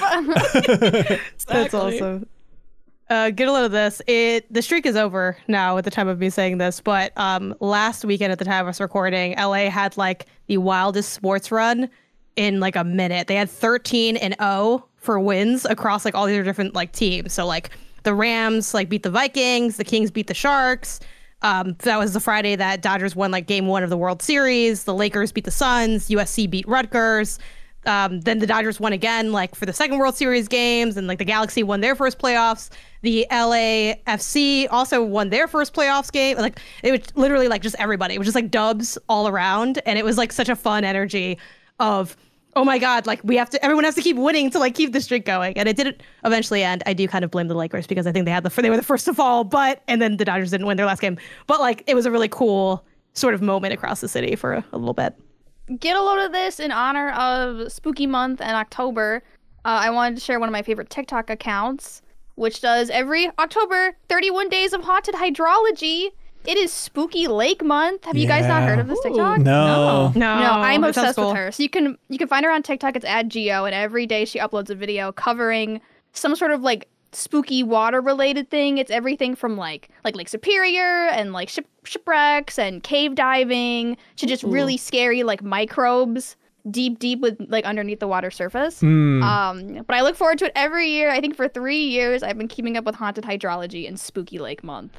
Perfect. Well, hey, that is it for this extra spooky episode of the MinnMax Show. Thank you all for watching, listening, sharing, supporting over on Patreon, unlocking a benefit, keeping this whole thing up and running. It's a tough week in the game industry. Hearts and minds go out to everybody at and during the GameSpot and fandom layoffs that just happened here on Wednesday. It continues to be a brutal time out there, so thanks everybody for supporting a little island out here with MinnMax. We greatly appreciate it. Reminder, if you support us at that $5 tier on Patreon, you get the bonus podcast feed. You support us on Patreon, you get a little URL, you copy paste that into your favorite podcast app, and then it just fills with a ton of bonus audio content like the deepest dives, max spoilers on Metaphor. It is a fun 2-hour chat with this crew and Kelsey Lewin. So that'll be right there in your favorite podcast app if you want more Metaphor talk. Otherwise, bonus pod is there every single week. Haley's fantastic companion show to the MinnMax Show. This week, however, Kyle Hilliard guest hosted for the first time ever, and he had Ross, the Star Wars Guy Fund, and they broke down their top 5 Star Wars games of all time. Controversial picks. And Ross, I feel like I know him and his Star Wars taste pretty well. Still, I was surprised, like, really? Oh, this over this, Ross. He's got some hot takes in there, so you can check that out. Reminder as well, the Wall of Heroes, if you want to jump up to the $50 tier, just for 1 month is totally fine, and put a promotional image on every MinnMax video throughout the month of November. That's an option for you. We appreciate that. We have some stuff coming up on the horizon, which is interesting. We have, on Monday and Tuesday of next week, we have a small revival of the Celebration of Game Informer. We have 2 fun videos that are going up on Monday and Tuesday that are kind of a funky pair that Charles Hart cut together. They involve Dan Reichert, and they're very intriguing if you like Game Informer history. But that's not the end of it. We still have one big documentary that's going to be kind of the grand finale for the Celebration of Game Informer. So that'll be coming up in the future. I would say within the next 4 months. There's a lot on our plates, including last week I flew out to California and filmed the next MinnMax Spotlight. And so that's going to be going up hopefully a week from Monday. It'll be going up on our YouTube channel, but profiling a developer in studio that it's one of those studios where the number one question is, wait, they're still around? And so it was a fascinating look into this studio just to see what is going on in there in the year 2024. So I hope y'all enjoy that. But we have something exciting. We have a new show. A new whole damn series that we're launching here at MinnMax. So this is a funky one, but always when we post like on Reddit or just in the Discord, like, hey, or on Patreon, what do you want more of from MinnMax? What can we do better? There is definitely the crowd of people out there who say, we want basically Giant Bomb's quick looks. We want just like gameplay streams of new games, which, we'll occasionally put those types of things in the New Show Plus poll, and everybody says, hell no, I want to vote for a show called Jacob is Mario instead. I don't want some new gameplay, which, by the way, I forgot to plug that. But yeah, this week for New Show Plus, yeah, it was a show called Jacob is Mario, and it was Mario starring in it, I guess. And then Leo was the producer, seeing if Mario could spice it up a little bit. After that show ended, I said to Leo, Well, there had to be a worst new show plus. And then I went on in the MinnMax Discord and people were like, this might be my favorite. And I was like, stop it. Have you seen the YouTube comments? It's just a million God, Jacob they're is great. Mario. Yeah. Like It's so good. And at a certain point, somebody named Tobias called in, and like I was enjoying it. He was a jerk. And then when someone named Tobias, who apparently is MinnMax's angel investor, called in, I was in tears laughing so hard. I thought that was the funniest damn thing to have towards the end of that video. Anyways, so the point is the gameplay streams always lose. So we hear you, people out there who are like, hey, we want more gameplay from new games. So we are actually partnering with NVIDIA, which is a funky thing for us. But we're going to be partnering with NVIDIA, and roughly about every month, we're going to be doing a gameplay stream with a couple of MinnMax folks, with Leo always hosting is the core of it. And we're going to be playing these games on PC. And the NVIDIA hook is that we're going to be playing new games. For example, this Friday's episode is Dragon Age the Veilguard, and we're going to be playing them on max settings, on the highest settings. So Leo's going to be showing off the ray tracing that's available in Dragon Age the Veilguard, the NVIDIA Reflex, which is in there, the DLSS 3 with frame generation, where you can get up to 139 frames per second. All of the bells and whistles are going to be in these gameplay streams, but it's also going to be a good time just checking out a new game and joking around. So you can check that out on MinnMax's Twitch channel, on our YouTube channel. And of course, I think this was a Leo suggestion. It's like, well, we have to call this show Max Settings. It makes complete sense. It's close to Max Spoilers, but you can't dodge it if that's the premise of the show, and we're called MinnMax. So Max Settings is a new show here from MinnMax where we're partnering with NVIDIA. So I hope you all enjoy that whole new adventure for us. It should be fun. So they send Leo a 4090. That's it. So Leo is going to be, his computer is just going to be glowing at this point and rising into heaven. So he'll be playing all these things on the highest settings. It should be a great time. So you can check that out on MinnMax's YouTube channel or Twitch channel. But that is it for this episode of the MinnMax Show. Reminder for everybody, we're getting down to it here in the United States of America. Please get out there and vote. And if you have some friends, everybody's got those friends who are like, they're probably going to be lazy. They're probably not going to want to. Send 5 texts.